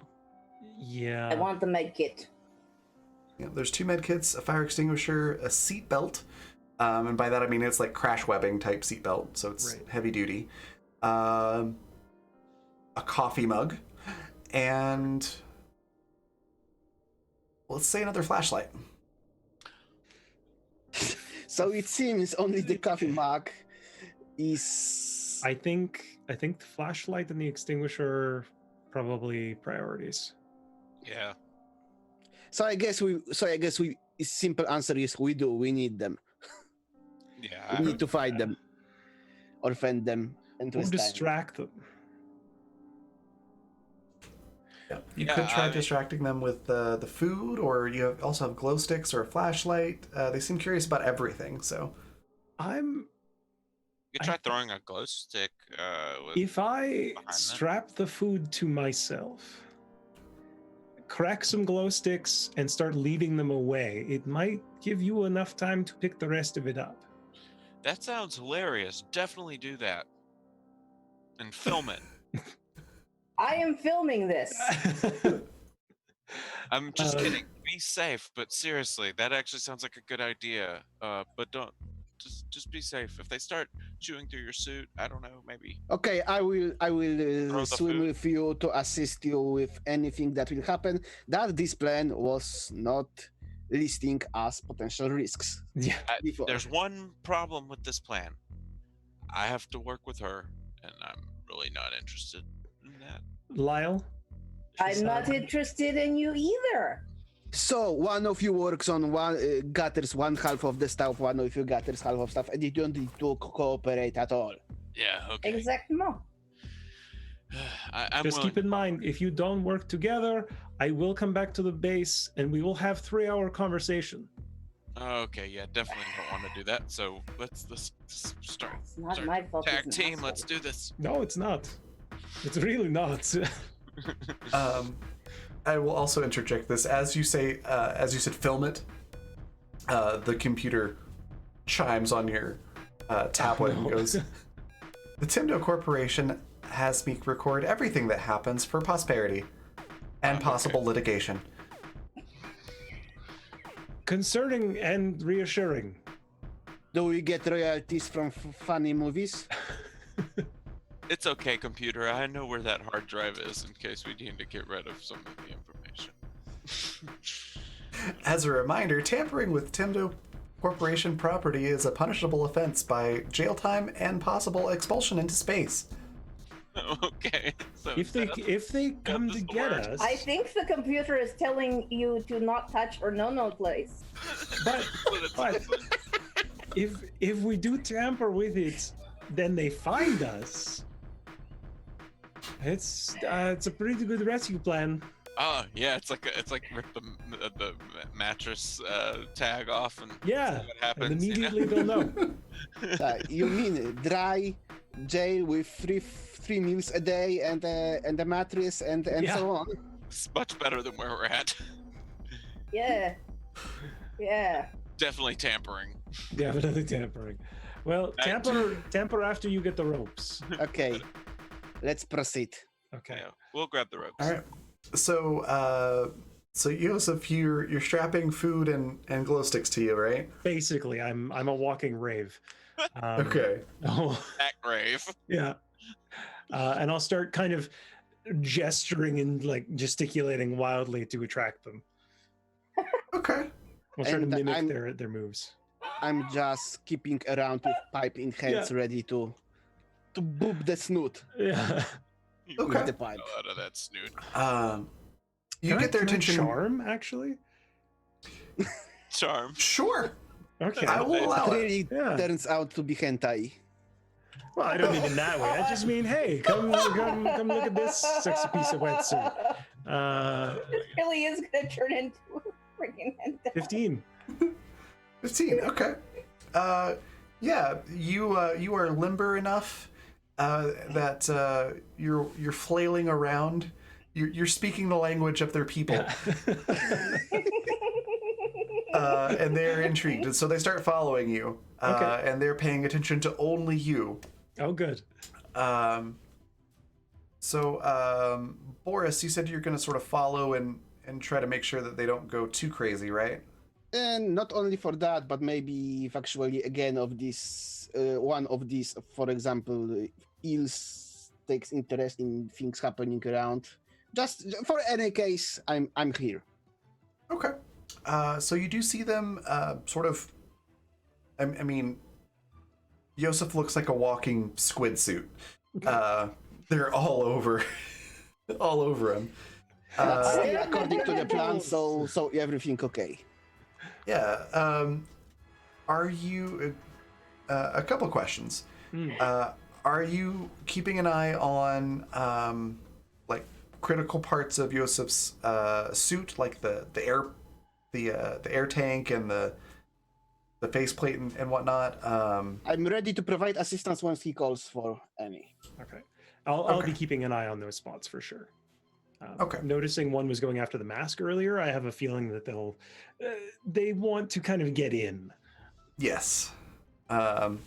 There is definitely one on your face right now. Okay. But it seems unable to get into the helmet, mostly because your sort of faceplate is it's not glass or anything like that. It's like a force field, so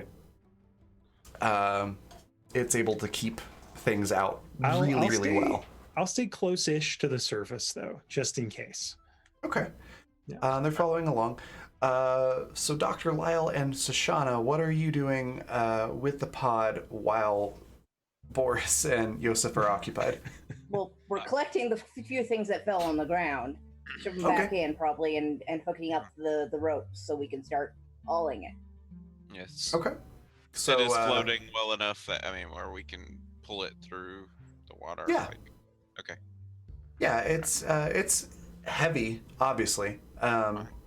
No, I meant you just need to collect the things, and that's all.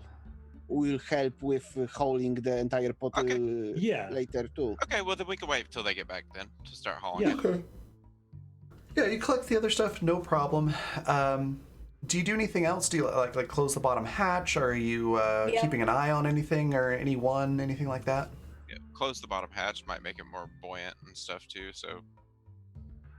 Okay. Also, keeping an eye out in the area, kind of around us, for anything. Is there a way? Is there a way that I could close the bottom hatch and then like expel the water out of the craft? Is there like a function that it has for that? There is a function for that, but there was no water inside. Yeah. Okay. Oh, okay. Sorry, I just. It did not sink at all. The air pressure was constant in the top, so it kept the water from rushing in. Okay, I just was under the impression that there was some water like at the bottom for some reason. I mean, there's probably splashed in. Yeah, it's probably like wet, but not enough to pump out. I got you. Okay, never mind then. Sorry for the interruption. So the creatures actually were able to operate in the air? Yeah, they seemed fine in the air. They weren't like drowning or anything or suffocating. So they were just like crawling around and like slithering around on. Oh, that's cool. Yeah. So we need to remember to close our hatch of the. Oh yeah, for real. For the night. Otherwise, we'll get a cuddle partner in the middle. Yeah. when on an alien planet, make sure your hatches are shut. Yeah, for sure. Okay. So, Yosef, what is your plan for ditching these things? I'm glad you asked. I hadn't thought of anything. So I think, given that there was a whole box of glow sticks, I'll take a few more, and I'll slowly start kind of tossing them off of myself as I'm going along. Once I know that they've got all the equipment from the ground, kind of as little flares to go. Oh, look at this! Oh, what is this? Oh, it's Christmas. Okay. Yeah. So glow stick ballet. Yeah.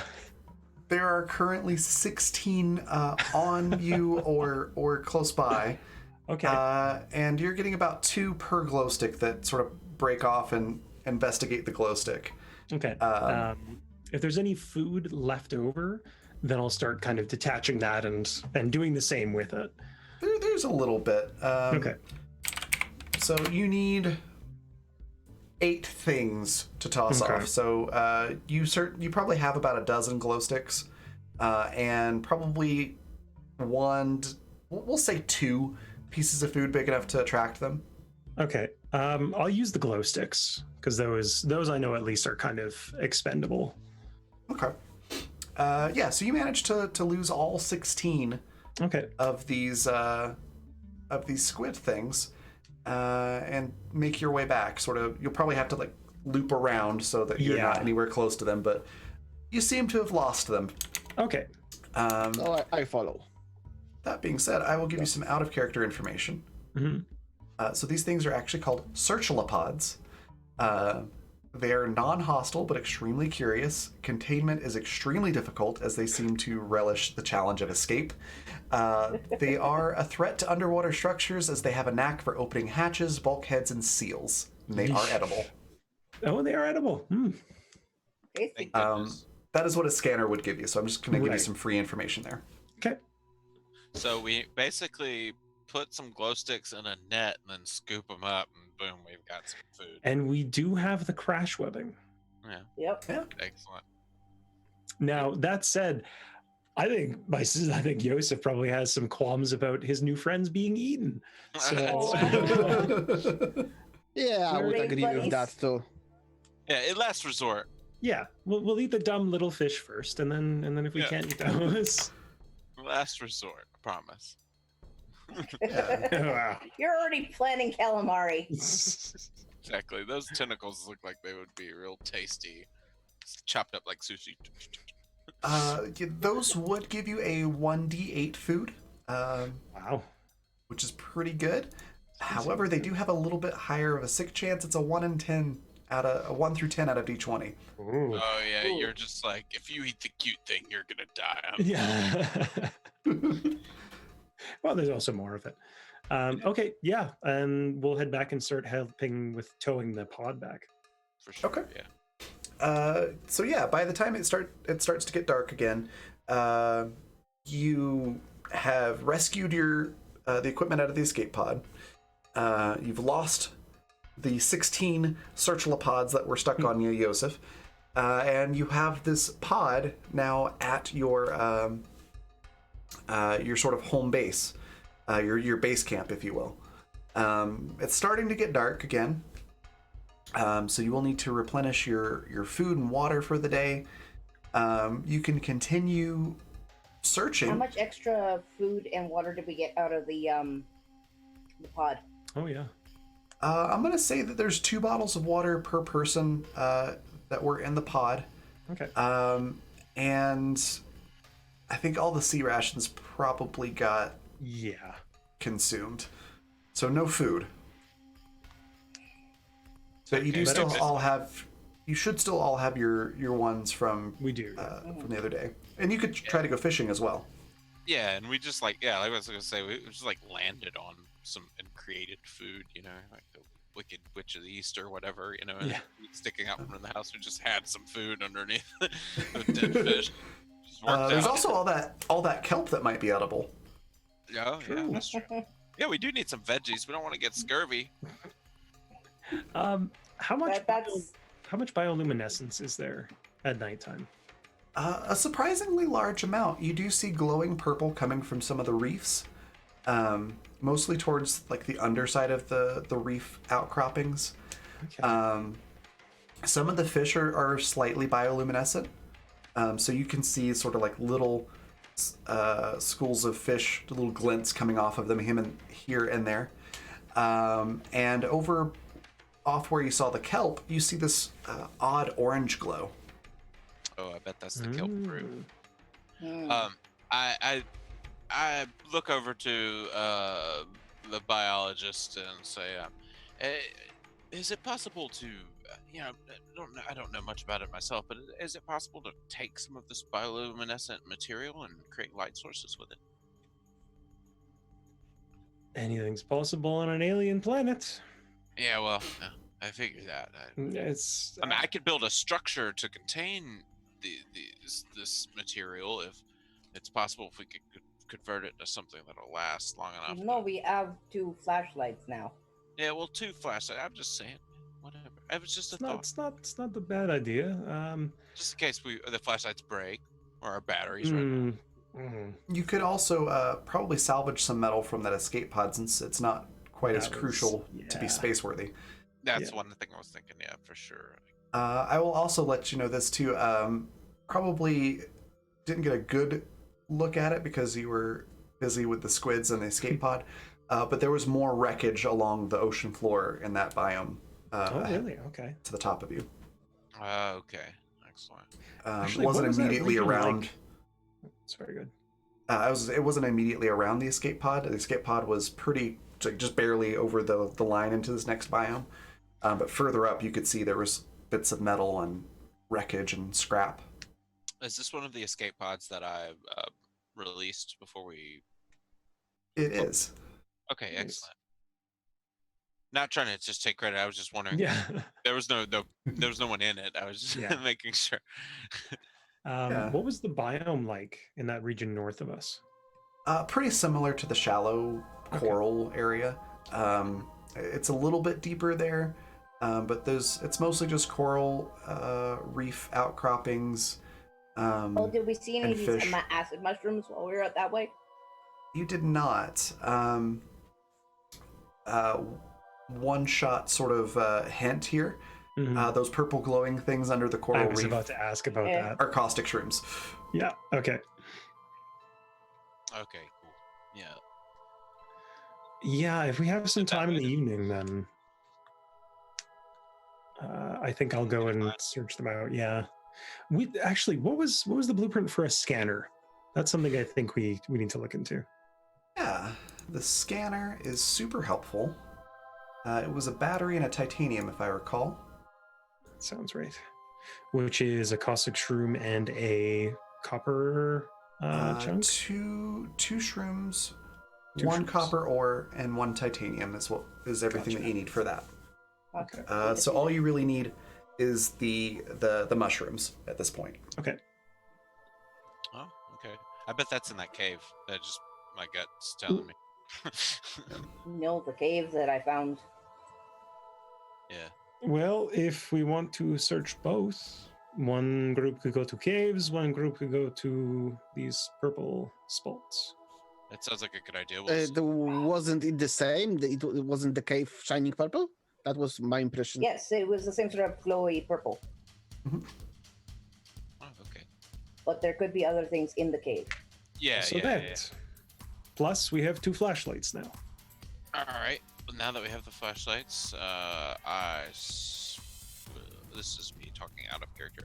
I think that By the way, who needs the somebody has flashlight? noticed that Shoshana hasn't given up the extra flashlight. Okay, so that actually answers my question.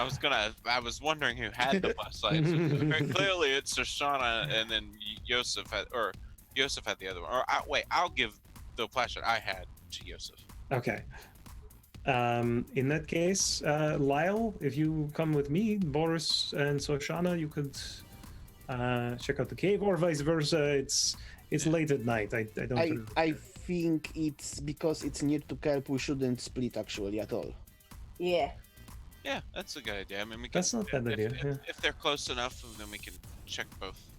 No. I should mean not because do it it's at close to night. Kelp with eels, Oh, yeah. with that large mouth. Yeah. The screaming. So the coral tubes.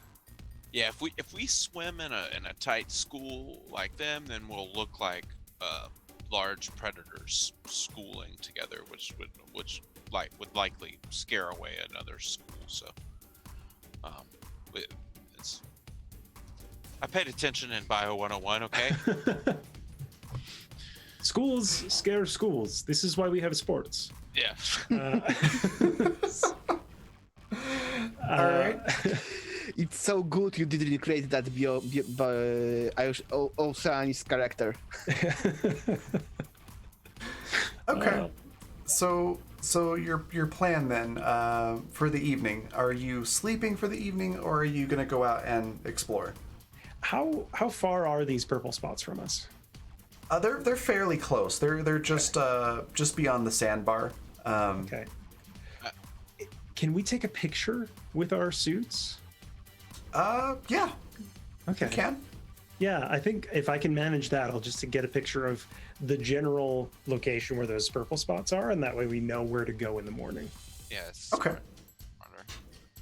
Perfect. In that case, as you all go to sleep, I forgot to ask, do you take watches, or do you just sort of all go to sleep because you're in a, sealed. Yeah, I think we close the hatch and then We just the- make sure the catch is tight and secure. yeah. Okay. Although now that we know about those Yeah. those squid things, I might sleep near the door. Yeah, Just and so we know. I was gonna Okay. say that with my character being very paranoid, I probably would set an alarm for the middle of the night to check Okay. up and do a once over of the place. To Oh, so you're keeping us up in the middle of the night. well, I will quietly Mhm. investigate to make sure Yeah. everything's safe out of paranoia, out of my own safety. I will tell you this as well. So that is absolutely an option that you can do. You also have an option to just have the computer alert you when the door is open and when it's closed. Just sort of like an auditory message that says, Oh, We have been back hatch breached. open, back hatch we closed. cast the alarm spell. Got it. All right, alarm Cool. spell up. Well, I'm okay with that. If you don't trust that to wake you up, or if you want to have extra insurance, you could also wake up as well on your own and inspect. But it is up My to you. character's paranoid, but not that paranoid. He relies Okay. on computers a lot, so he's fully okay with relying on the computer. Trusts it more Okay. than himself, probably. In that case, about assuming you're getting like 8 hours of sleep, about 4 hours into your sleep cycle, you hear a noise, and it's the computer going, back hatch open. Shit. What's What? what's going on? What? Pipe in Here. hand. Oh, fuck. Oh, Carl, this. Yosef, I Lights. think you feel a little tentacle on your head. Oh boy. What does it smell like? I hadn't really given thought to what they smell like, Okay. but I would imagine it would be sort of like, briny and Seaweed. Sort of. yeah, just smells Fishy. like the ocean. Okay. Not super fishy, but very very salty. I'm going to calmly stand up and kind of walk out of the ship. Do I hear any more of them? Sounds like your friends came for a nightly visit. Yeah. You hear at least 2 of them inside the compartment with you all. One is now on your head. One of them is sort of crawling, oozing, whatever you want to call it, Scuttling. along the floor. Yeah. Okay, I'm routing the stray to the Okay. door. It's like you just use the pipes and just try to like get it towards the door. It's pretty securely grabbed onto the pipe. I'm gonna That's take- fine. It's attached to the pipe. I can just. I'm gonna take my blanket and just pull it up over my head. I'm paranoid, but I'm No, also correction. self. I drop it on Very Dr. tired. Baloney. Oh no! I'm just gonna throw my blanket and the thing. Bested by squids. Okay, so sequence of events. You drop the pipe with the squid on Dr. Maloney. It immediately goes, ooh, this is a different texture, and starts crawling along the blanket. Dr. Lyle tosses the blanket, and you hear a squishy noise as this thing sort of rolls along with the blanket across the floor. And then you just see the blanket like moving. I let off a screech whenever the blanket starts moving. Okay, I'm just gonna try and pick up the squid inside the blanket and just like. So we can throw that outside. Okay. That was my blanket. It was a personal item I brought from home. It has a squid! My blanket. Or on the beach, now that I'm outside. Okay. It's like a Jimi Hendrix blanket, you know? Oh my gosh. So yeah, you get the 2 squid out of the compartment. Just as a quick note, Yosef, you counted 16 that you got rid of. Yep. There were 19 total that you all were able to Oh. count before. Oh, Boy, that's right. oh no, We brought them back. oh no, We've infected. oh no. They were sticking to the fuck. external. I'm gonna check the pod to see if any of the hatches are open. The It's top all hatch is sunk to open. the freaking Oh bottom. no! It's sunk to the bottom. A phone call was coming from inside the pod. Okay. As you glance around, you also see one more of them hanging from the hatch wheel, for the door into the cryopod. So we have pets. It's like that scene in Jumanji with all the monkeys like destroying everything in the kitchen. The worst. No, Yeah. we have not named them. They are not pets. They are These potential things are food. these things are like real life octopi on steroids in terms of intelligence. Oh So- yeah. Does it look like anything else inside the pod has been torn apart? Yeah, the other crash seat, or one of the others, I should say, is completely disassembled. Okay. I think we can use these little friends to our advantage. Why take things apart ourselves if we have their hands, suckers, tentacles? So So you are you saying- suggesting we force them to do labor for us? Force is a strong word. I am suggesting a symbiotic relationship. if we take some extra food that's rotten that we don't have, we can Well, spear it on it's- whatever we want them to dismantle. Maybe it'll work. It's just kind of a brilliant idea. I think it's either that or we'll have to kill them, which I'm not for. Maybe Um, we I kill am. one of them and then spread I am. spread its entrails on what we want it to dismantle, and then see how the others respond. How's that sound? I like that It idea. sounds like I agree with you may Dr. need some Maloney. things discussed about your past, maybe something to do with your father. You agree with Dr. Maloney? Are you? I agree with Dr. Maloney. It must be a good idea. No, you must be sick. yeah. What? Sounds like these two guys took Psych 101 way too seriously at the academy. No. To clarify something real quick too, when I say it is disassembled, I mean literally disassembled. Nothing is torn or broken.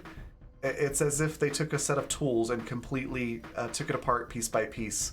and that's kind of where my brain's going on it, because I'm like, Yeah, Okay. Just wanted to They're make sure taking- that part was clear. yeah. They're taking things apart like an engineer. What? Which it's middle of the night. Yeah. I'm having brainwaves. If they can take things apart, maybe they can put things together. Listen, hold on. I'm the person Wait, who are puts you things suggesting together on we the ship. teach the space squids how to build things? I'm suggesting we turn a pest into a tool. Where are you gonna keep them? You're just gonna Oh, the hope pod. that they. Okay, yeah. Yeah. We just let them live there and dismantle the hell out of it, and then we go and collect the stuff every day. I mean, that actually sounds like a good idea. Now that I'm saying Right? it. Why expend energy when you have friends to do these things with? I have bonded with these people. How do you want to keep them in a pod? I don't know yet. If they can open the hatch sooner than I actually dismantle the pod. I really keep don't feeding know them. that. If we keep feeding them, it might train them to come back and stay there. Well, we can weld them inside when we beat the welder. I don't think that would even help. I don't think it would stop them. They'll find a way out. They seem. I mean, they opened the back door on a But it was spaceship. not what. But it was not welded shut. And they stole your blanket. It's still a spaceship. Yeah, my Jimi Hendrix blanket. They stole Did we lock the hatch? I mean, would- yeah. Yeah. I think you did, yeah. Yeah, we Okay. Yeah. specifically were like, we sealed this thing Yeah, up. we make sure it's tight and it's shut tight.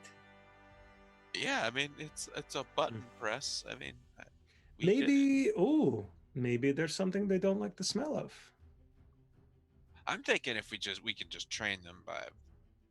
Well, Drop yes, them down there once a day, but- it's the middle of the night and my brain is firing about having them make tools for us. It's look at the stars. We Maybe should be maybe we'll asleep. just wake up to a bunch of firearms created out in front of us. you want the squids to make us guns. Well, Have you That seen would be the other nice. things in the water? It's not a phrase that they taught me to deal with.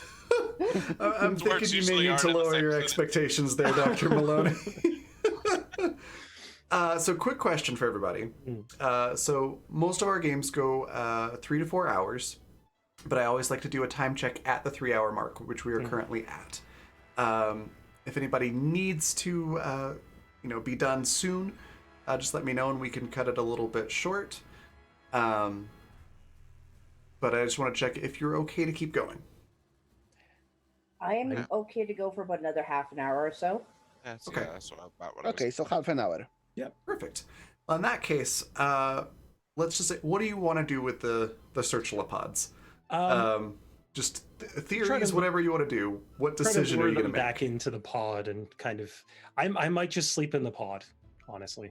Can I Okay. can I roll a naturalist check to try and just like I don't know, take some extra food that we might have, like some extra leftover fish, that like some bones or something that might have some meat still left on it to try and like train these things to go back into the pod maybe and I'm Sure. gonna crack a glow stick and throw it in the pod. yeah, I don't know about stay there. Be like, shake, shake, shake, looky, looky, looky. Just lure them over there with those two things to try and so we can get some sleep. Sure. You've got like your leftover fish carcasses from earlier. You can toss those in there along with the glow sticks, and yeah, they immediately start sort of crawling their way across, Okay. making a That's beeline what- for it, or in this case, I guess a sea line for it. Yeah. And yeah, it's not long before they have every tiny little bit of meat completely peeled off of those bones since it's already cooked. Yeah. Well, I'm gonna go to my duffel bag and pull out a spare blanket, just a plain gray one now, and then just begrudgingly go back to my bed. Okay, now we trained them to be carnivores, we can go back to sleep. Yeah. Perfect. Yes. I'll Now that Go we've ahead. introduced I'll them cut to the my taste hand. of flesh. Yeah, I'll just cut my hand as a sacrifice. And... Oh my gosh. Okay, since we are doing the one shot, Apparently, Yosef likes to sleep with fish. since we're running the one we don't shot judge on this sandbar. and we're getting low on That- time, I'm gonna accelerate us a little bit here and say that you Cool. all have one scanner. So over the next day, you're able to build a scanner, and you're able to build. Was there anything else that you wanted to build? Knives. A knife. Yeah, spears Okay, you'll- actually. You can. Yeah, for those, you're actually going to need to explore other areas. So there's not materials. You haven't explored the areas that give you those materials yet, so I can't probably just give some- those to you. So Gotcha, probably that's some fine. more oxygen tanks because we're still only sitting at one. Yeah. Yeah, and you get enough for all of you to have an oxygen tank. Okay. Perfect. We can actually do something. I wait with Moonshine still till the second season. Okay. So yeah, you've gone through another day and you found fish, and were able to sterilize some water. You can do that with bleach. Just as a heads up for later. Glitch, kiddo. Hush. Cat's being needy. I apologize. For all It's the about that noise. Where is it? Erg. It's in here somewhere. Oh, hey, I have a search function. There it is. You need a salt deposit and coral. So it's pretty easy to find the stuff to make bleach to sterilize water. It to taste like bleach. It doesn't taste the best, yeah, but basically you're able to use that to get the salt out of it and kill any bacteria and whatnot. Cool. So you're able to do that to get the water. So it's a new day. You've got your gear. Let's And- go and find those. See what we can find in the kelp. Okay. Can we have scanned the searchlopods? Yes. Yeah. You can scan them. So the scanner just gives you the information that I already gave you. Okay. Nothing really all that new. Just so we have it as a group. Yeah. It's like our Pokédex. Just double checking. Searchalopods likes to get into everything. Close your doors. There is Pretty no much. Wow, Pokemon. Yeah, so they full length, they're anywhere from 4 to 7 meters long, including the head and the tentacles. They have 6 to 8 tentacles. I don't think I told you that. They actually vary on how many tentacles they have. And they generally travel in groups of 1 to 20. We've noticed. Yeah. So, yeah, you got the almost a full group of them. Wow. Did you roll it? I did. Oh. That's Yeah, it was. Oh, that's what that 19 was. Right. Yeah. Yeah. That's hilarious. Also, a little fun bit of trivia here. You have encountered 2 of the 6 creatures that I have made for this so far. Ooh. Ooh. Almost got a full Pokédex then. Yeah. Professor Oak's gonna be so happy when he comes back. Heck yeah. All right, so you're going to the kelp, I assume. Yes. Yep. All right, so it's daytime. You head out, and you can see the kelp off in the distance. And I'm just going to drag your little tokens here. And what you see is that the shallow coral sort of area starts to drop off sharply. There's a lot of this sort of like seaweed, moss type stuff growing all over the floor, and it's less sandy and a little more rocky here. But all of the rocks are covered with this. It looks like like moss, but underwater. And it's a very big forest of these giant kelp plants. And the water's much more murky and filled with algae and things like that. It's a lot harder to see. But even in the daytime, you can see that there is something orange glowing from the middle of this sort of kelp forest. You also hear some growling, like you heard before, coming from inside the forest.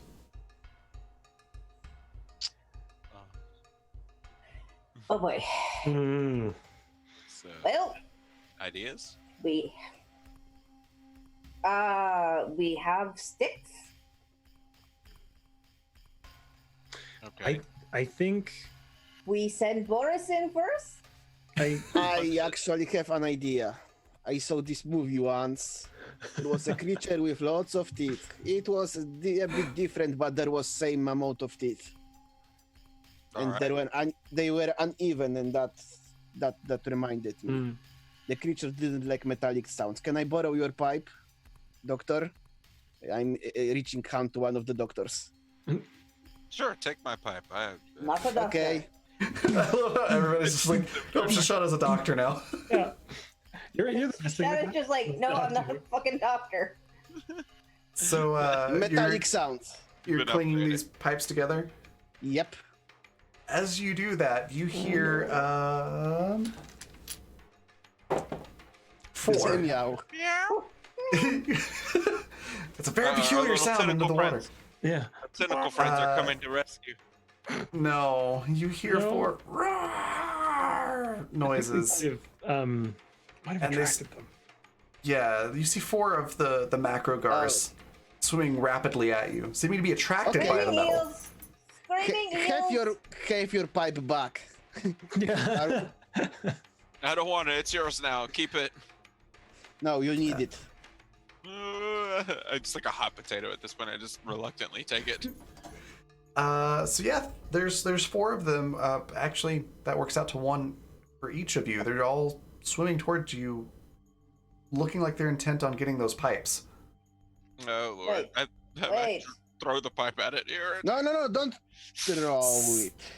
So I'm doing the same thing. Doctor- It's like throwing it Not over a to the smart side. character. This is when the it second comes- time we've done that now. I don't have the most common sense. Okay. actually, it works out well for you.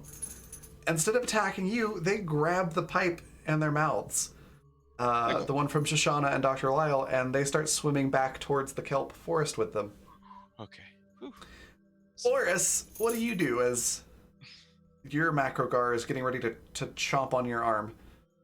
Now I'm ready to feed him the pipe straight into its throat. Okay. Go ahead and roll for melee attack. That will be with no bonus this time.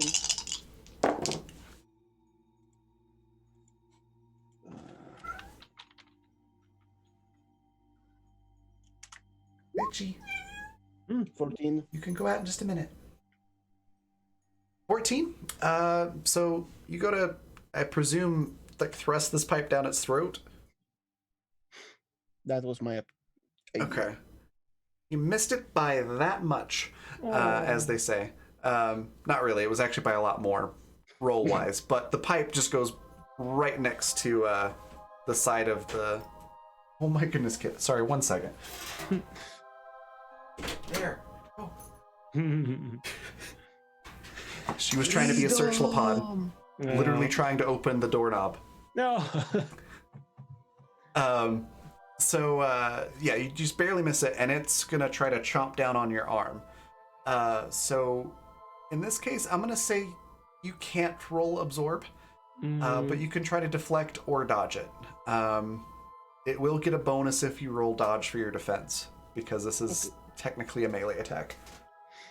Okay, I'll roll the dodge anyway. Dodge. Oof. 15. Ooh. It's still gonna hit. It got a nat 20. Oh. And that's gonna be 14 damage. How are you doing, boss? It sort of just chomps onto your arm and then shakes back and forth, kind of like a crocodile, before letting go and swimming off. There's blood in the water now. Oh no. Oops. Yosef, there's still one coming towards you. Yeah. What did you do with your pipe?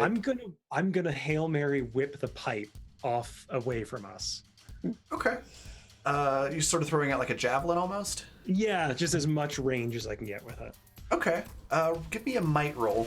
Okay. Let me check with my physical real Because quick. throwing as a javelin is pretty much the only way you're going to get any distance. So that's a good call.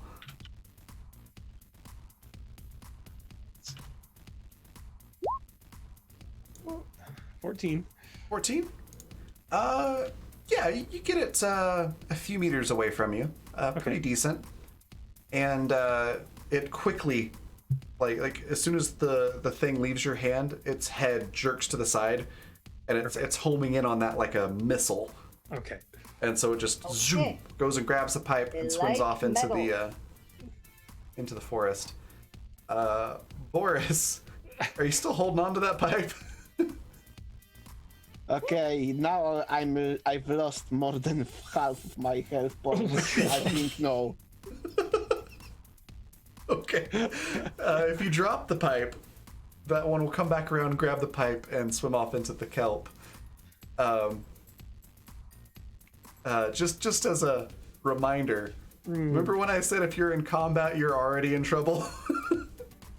I wasn't kidding. 60% HP with one chomp. Oof. These things are nasty. Did anybody want to try and scan these as they're swimming away? If I have time while after I've javelined it, then yes. But I'm wary. You can give it a try. If you want to roll tech engineering, since you're kind of in a time crunch here, we'll see if you're able to skillfully scan it quickly. No. That's a 6. Okay. No, I think I'm probably keeping my distance more than anything. I'll say this. You're able to scan it and get a partial scan, so it gives you a tiny bit of information. And you're able to find out that these are extremely territorial. Does it say anything about their, like, whether they're nocturnal or anything?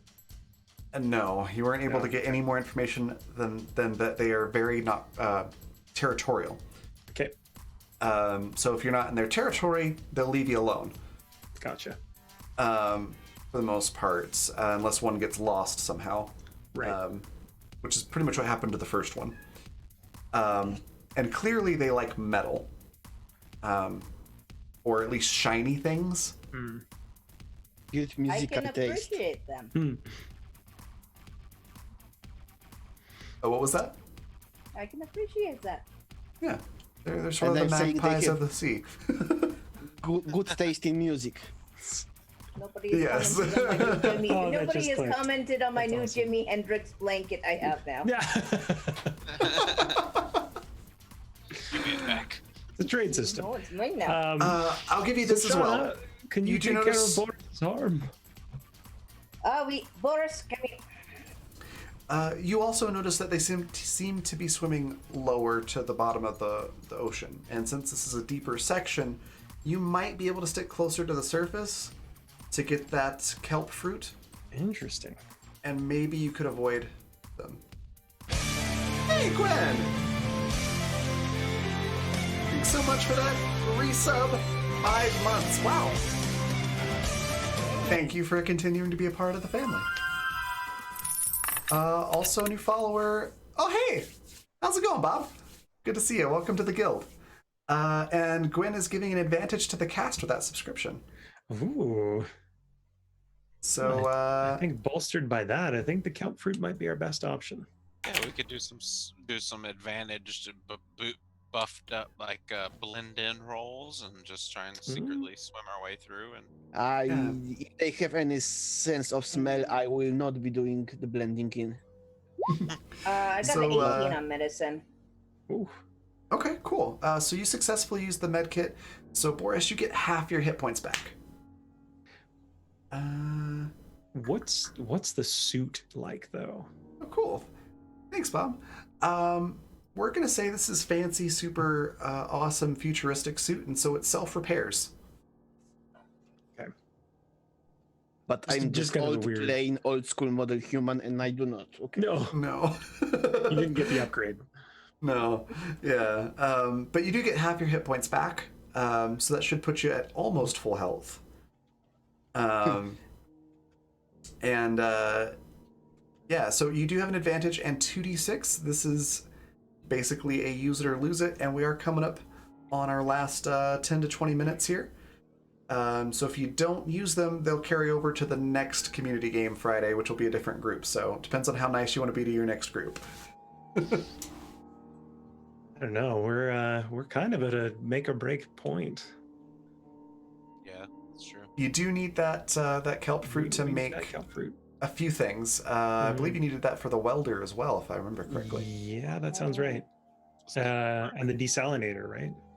Yes. The desalinator you did not. You needed What did you use needed a CPU. Right. And the CPU Well, you there is actually our only have most of hope the parts for. fucking loss. But we need gold and copper. Yeah, the gold you can actually find potentially here as well, but you'd have to go down to where the macrogars are. I will give you that little hint. You'll also need it for swim fins, the silicone rubber, and where was that welder? I think we needed sulfur powder. Oh, we needed it for the knife. You do need sulfur powder, which you can find in caves. Again, I'm kind of giving you some freebies here since we're short on time. The repair tool, the welder does not need rubber. It just needs salt, the sulfur powder, and the titanium. Okay. But for the as knife I and the hate swim to- fins, you do need it. As much as I hate to suggest it, Boris's injury might be useful. Ow. Hear me That's out. Hear me out. If we get into a bad situation, Boris can hold the other pipe and then throw it, since he's maybe the most likely target. Not that I want you to get So hurt, we Boris. have him away from us. Yeah. No. He won't come for us? No, he will be in the group, but I'm the designated pipe chucker. yes. Yeah, that's it. Yeah. Fair enough. You do have one pipe left, right? Mhm. Yeah. But if we swim near the surface, we should be more okay. More okay. Yeah, that's reassuring. After all of this that we've been through, more okay. It's not that bad actually. Yeah. So if we're all agreed, then yeah, we can start swimming towards the higher up kelp fruit. Yep. Sounds good to me. Would you like us to roll a blend in or anything like that, or do we feel safe enough? Actually, you know what? Intuition is That something. feeling. Yeah, Yeah. gut. You could roll gut feeling. Cool. See what you think would be best. Oh, Sweet. 21.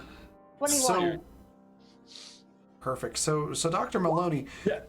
you feel like the best course of action right now would be to go straight down to the bottom I'm gonna say, and gather up all that metal. yeah. listen, we need that gold like nobody's business. Let's go check it out. No. Maybe we can distract the fish, grab it, pop back up. Come on, it shouldn't take No. too much effort. Whatever. I don't disagree with you.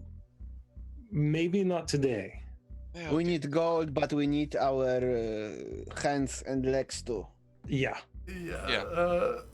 Shada and Yosef, you get the feeling that your safest course of action is to try to swim towards the surface, and then maybe just quickly dive down, grab some of that fruit, and go back up. You feel like they'll leave you alone if you're close to the surface. Okay. And you do note that the kelp is rather large up at the top, so you do know it's going to be a little bit difficult to swim through, so you're going to want to be a little extra careful. Oddly enough, it'd be great if you had a survival knife right now to cut yourself out of it, but Okay. yeah. So you'll need to make nimbleness rolls to get through this. Okay. But that is your Everyone- safest course of action. Okay. Everyone be careful when we're at the top. Don't get tangled in. If those things get you, it won't be good. Yeah, the kelp's really easy to navigate down at the bottom. Just saying. Where the screaming eels are, who want to eat us. Whatever. I feel like we could get by him, but it's just me. Once Boris is okay, we can talk about it. For now, too much blood in the water as it is. Yeah, it's true. Okay, so Nimbleness Kelp fruit. everybody that's going in, roll nimbleness. Already did. Okay, so it's a 14, Badly. Oh, no. 10. Ten. a 16, and what was Boris's? Ready with pipe. Okay. Are you following with the pipe or? I think if I get too close to the kelp, I will lose the area of view, lose the Okay. view of the situation. So Okay, I see what you're doing. Okay. Fair enough. Yeah. So far, you don't see anything going towards them. However, so that's so Dr. Maloney, you have a bit of a rough time with it. You get tangled up here and there, but you're able to pull yourself free. And you're able to sort of get into the middle of the forest, and you can see the kelp fruit below. It's in a big sort of, looks almost like giant pomelo-sized grape clusters coming off of these things.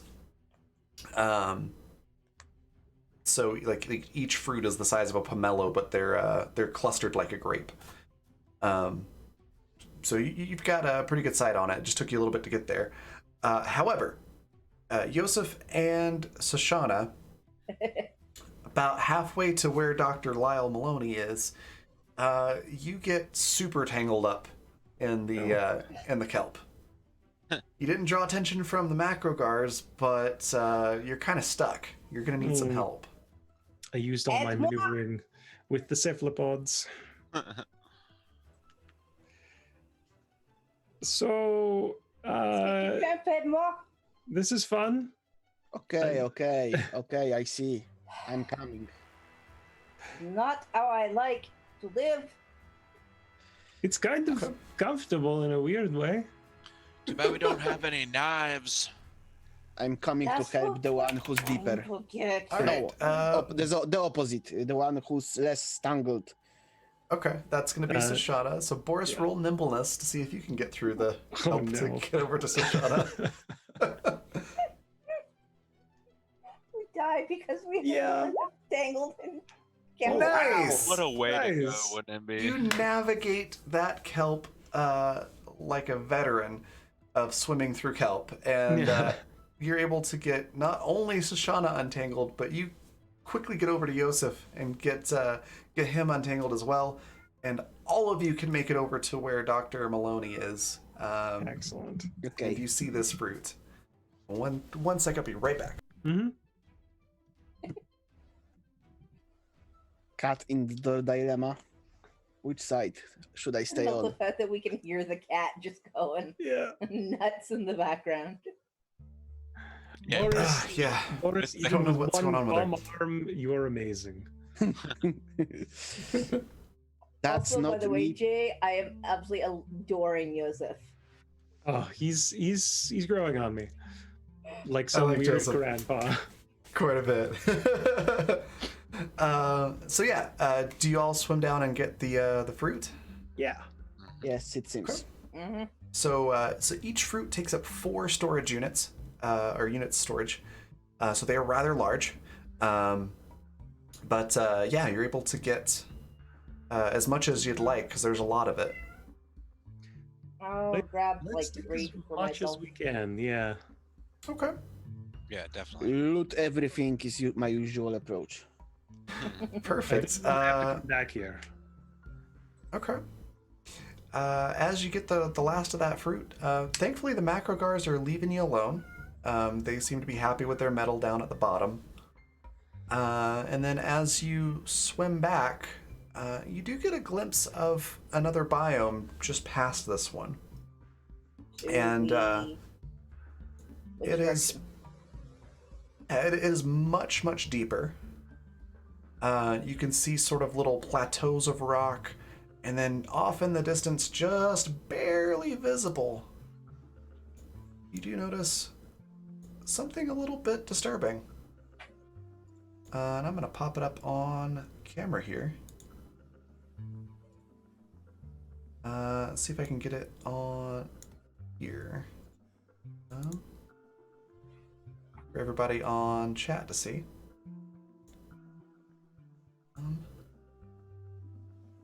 Yeah, there we go. Oh. So you see that off in the distance. You can just barely make out the head. And you hear a very loud roar. It's quiet for where you are here, but you know that at that extreme distance, the source has got to be really loud for the sound to travel that far. So, yeah, through water. And yeah, it's very large. And you just see the head of it, and it just bloop, goes back into the murky water, and you can't see it anymore. So we're not going deeper right now, No, right? no, not at all. And not further, yes, too. Yeah. I don't want to go anywhere near that thing unless we have a submersible or something. You want to be in a box next to that. If you are not in the box, then you are in the box, only different box. Yeah. What? A submersible with a machine gun on it. You didn't let me finish. Oh, I right, of course. That the searchlopods will make for us. Yeah, they're Alright. working on it. Yeah. But you are able to get back to the cryopod, Okay. And with all of that fruit, you can make a bunch of rubber and make knives for all of you, and swim fins as well. Excellent. Um, with that, it's been about a half hour since we said we'd go for another half hour. Hmm. So And I unfortunately need to go and crash so I don't kill myself at game tomorrow, too. No worries. no worries. I will But say, I thought of a name for the planet. oh yeah, Oh? Poseidon's Grove. Love it. I like Ooh, it. Okay. Yeah. Yeah. I like it. That's fantastic. It's got that kind of Um, hint about scary. Hmm. Yeah, and That I or will give you. Octopus's Garden. Yeah. Yeah, I will give you a little spoiler for the campaign that we'll be doing in May of this. What you just saw off in the distance is called a Kraken Viper. Ooh, Ooh. that's not So I terrifying. will let that haunt your imaginations until May. Mm. Excellent. Da da da da da da. Also, da, remind da, me, da, da, Raven, da, I da. have an octopus mer person that I drew last year for a mermaid, and Oh, I should cool. show her to you because the way you described the searchopods really reminds me of how I drew her. Oh, cool. Okay. I have a. Is Well- this going to be the same group that's in the ongoing one, or the same? Pretty much. Let's see. So confirmed There's two other for people. season 4 for Water. Season 4 of the Blackfeather Guild. Season 1 of Water is going to be. We've got Alex. We've got Insanity TTRPG. So Zan plays Merc in our Tuesday night games right now. We've got Leopold the Just. We've got Patrick. He plays Wesley in our Tuesday night games. Econorlax, and we've got Jay. So yeah, pretty much the whole group plus 2 more. Cool. That'll be joining us for the full Water campaign in May. I'll probably have more content built out for it, and maybe I might tweak a couple of the mechanics a little bit between now and then. But I had a blast GMing this for you all. Love the characters. I hope they come back for the full campaign. I would love to see that. I'm making a completely different character.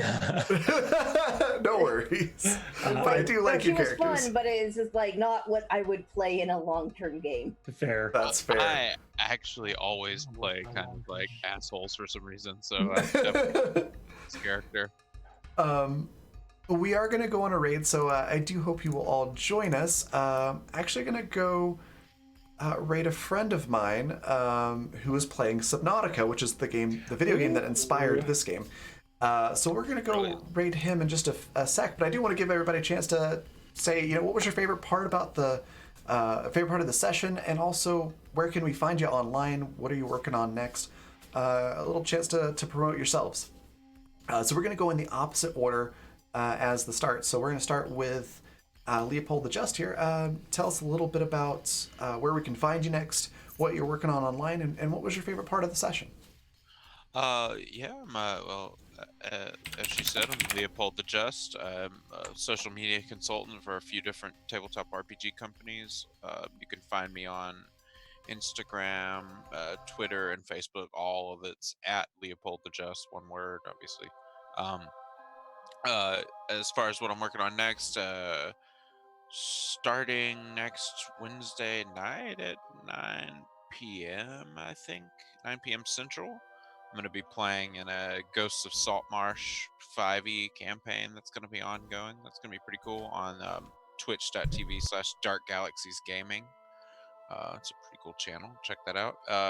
As far as what I enjoyed most about the session, just in general, just unique feel of it. Really, I mean, I've done a few hex crawl survival sessions before, but it was always like kind of like survival along like a travel route to get from one quest to another, whereas this is just general, like, we're on this planet, we need to try and survive and figure out what we're gonna do. I kind of really like the open-ended, like, sandbox nature of it. It's very cool. Awesome. And the I'm glad- system's easy and works really well. Just the only thing for the ongoing campaign, I definitely want to keep up with uh, crafting materials and stuff. So like if having those listed out next to the blueprints and stuff is gonna be super helpful, because I'd like to I have a feeling like I'm definitely going to be the type of person that's going to really enjoy keeping up with all that stuff. Yeah, no worries. I'm gonna try to have a whole chart done for that, so everything has what it requires to build it. Plus, it'll say it's. Go ahead. There's a lot of stuff that you can build. So hopefully between now and May I can get that finished. Yeah, I was just, even if it's just like just the starting ones that we start with would be good. I just feel like it'd save a lot of time, with instead of having to bug you, hey, what do we need to make this thing? Yeah, You know, for we just sure. gonna reference it. Yeah, Awesome. I wasn't trying to make a complaint out of that by any means. I just was trying to come up with another thing I enjoy, which would be keeping up with the crafting materials and stuff. Gotcha. No, you're totally fine. And that is in the works, so it's a good suggestion. Next, we've got Eknorlax. What was your favorite part of the session? Where can we find you next? Anything that you want to share as well? My favorite part of the game was meeting the smart octopuses and entire all the shenanigans that they caused. And you can find me next. Well, for me it will be actually today, tomorrow at noon. So in 12 hours, noon Eastern time. At Terra Luna's channel, celebrating her year of streaming. I will be playing. Awesome. I will be playing Awakened Miniature Pincher Rogue. So small dog with a knife. Oh, I love it. I should be free around that time. I'll have to check that out. I love Stella Luna too. She's great. So that will be all, I think. Okay. Alex, what was your favorite part? Where can we find you next? Anything you want to share? Well, next you can find me here again tomorrow night, where I play Beta, who is basically a toddler AI with abandonment issues. I love Beta. Beta is great. I actually made somebody cry last week. I felt bad, but at the same time, I made somebody cry with my character. Hell yes. Generally, I'm an artist. You can find me on Twitter. I do digital painting and stuff. I've actually kind of been half working on a piece that I've been working on started earlier today throughout the game, which is why you probably heard a lot of clicking from my mouse. But yeah, honestly, the dealing with the rear hatch has been opened. And oh boy, we have guests. Also Joseph. Like, I don't know why, but I fucking love him. He is weird and bizarre, and I love him. That was pretty great. Speaking of Joseph, before we get to that, I forgot to calculate one thing. So before the session is over, the computer does come on and informs Shoshana that $70 has been deducted from your paycheck for violating the swear policy. Lyle is 60, Boris is 15, and Joseph is 5. When did I swear? I think there was once I may have miscounted. Wow, I know I swore in French once, so that might have been it. We'll call it that one. So I would not have. I was swearing in French a lot. Yeah, the computer didn't pick up on all those, but I thought you would all get a kick out of that. that's awesome. No, that's I kept tabs just because it's going to be hilarious when the computer's like, yeah, here's your deduction. Anyways, so Joseph, Jay, what was your favorite part of the session? Anything that you'd like to share? Favorite part of the session was probably just us coming to grips with being on the planet right off the bat. Kind of, you see a lot of who does what, who wants to prioritize what, and it was really nice to kind of see what roles we just fell into with each other, and also the spats. Like we were immediately a family on this planet. For all the goods and bads that come out of that. That said, the Search Lapaz was amazing. That was really fun to deal with. Aside from that, I'm I currently don't stream any of them, but I do GM 3 other games. I will be cool. looking to potentially GM some stuff with the guild in the next couple of months, as well as play, hopefully. I write speculative short fiction as a hobby, potentially as a paying job sometime soon. You can find any of that at wanderingperspectives.blog, all one word. And yeah, aside from that, I just kind of create and write and think a lot. That's awesome. I'm glad that you said thinking about DMing on the guild, because I actually have a DM spot open for next season, so let's talk. Oh, yeah, absolutely. I'm actually in the Friday spot that it's open for, so that'd be cool. Yeah. So I guess that leaves me, my favorite part. Seeing Yosef go from like, because you could just tell he just screams like, I am a desk job person. Yeah. And then just seeing him like wading through the bottom of the ocean, holding glow sticks with all these cephalopods on him. That was just fantastic. I loved that part. Maloney's like, I need weapons and I don't like Sashada, and then eventually the two of you being like, oh no, that seems like a great idea. Let's kill the things. I liked that character development and sort of seeing that different sides of that character. Sashada with all the French cursing and the nope, you're getting the flashlight. That was great. Just And chunking the flashlight over the ship cracks me up. that was great. And Boris with the just completely dauntless with everything. Just like, I'm just gonna punch it in the nose. I loved that. When it worked and when it didn't work, both times it was great. So all of it was really cool. I loved seeing how you all addressed the different challenges and situations. I very much enjoyed GMing this game for all of you. As for where you can find me next, I will be here tomorrow with Alex. I'll be DMing Legends of the Badlands, which is this is our 3rd season. It's time traveling with some horror mixed in and mystery and magic. It's a wild ride, but it's a lot of fun and a fantastic cast. So definitely come check us out. That's 7 p.m. Mountain Time, 9 p.m. Eastern tomorrow. And then I will be back on Monday for Lightbringer with Econorlax as well. So I think that's about everything we had to cover. We do need a raid cry. What should our raid cry be? There was a really good one earlier. Lightbringer, because it's the most wholesome thing ever, and I almost have enough points to get Mira 2 more fish-themed things. Nice. I vote Weird Tentacle Christmas. Of course, That was it. That's the one I was looking for. That's why I quoted it in the chat. So it's ready. So it's waiting. we just pop that in there with the emotes. Feel free to just copy and paste this as we go raid. Lofi Molasses is who we're gonna go raid. Fantastic streamer, and like I said, they're playing Subnautica, so we're gonna go say hi. And yeah, thank you all for the follows, the guild coins, the subscription. All of that's fantastic. I will see you all tomorrow. Bye. Bye.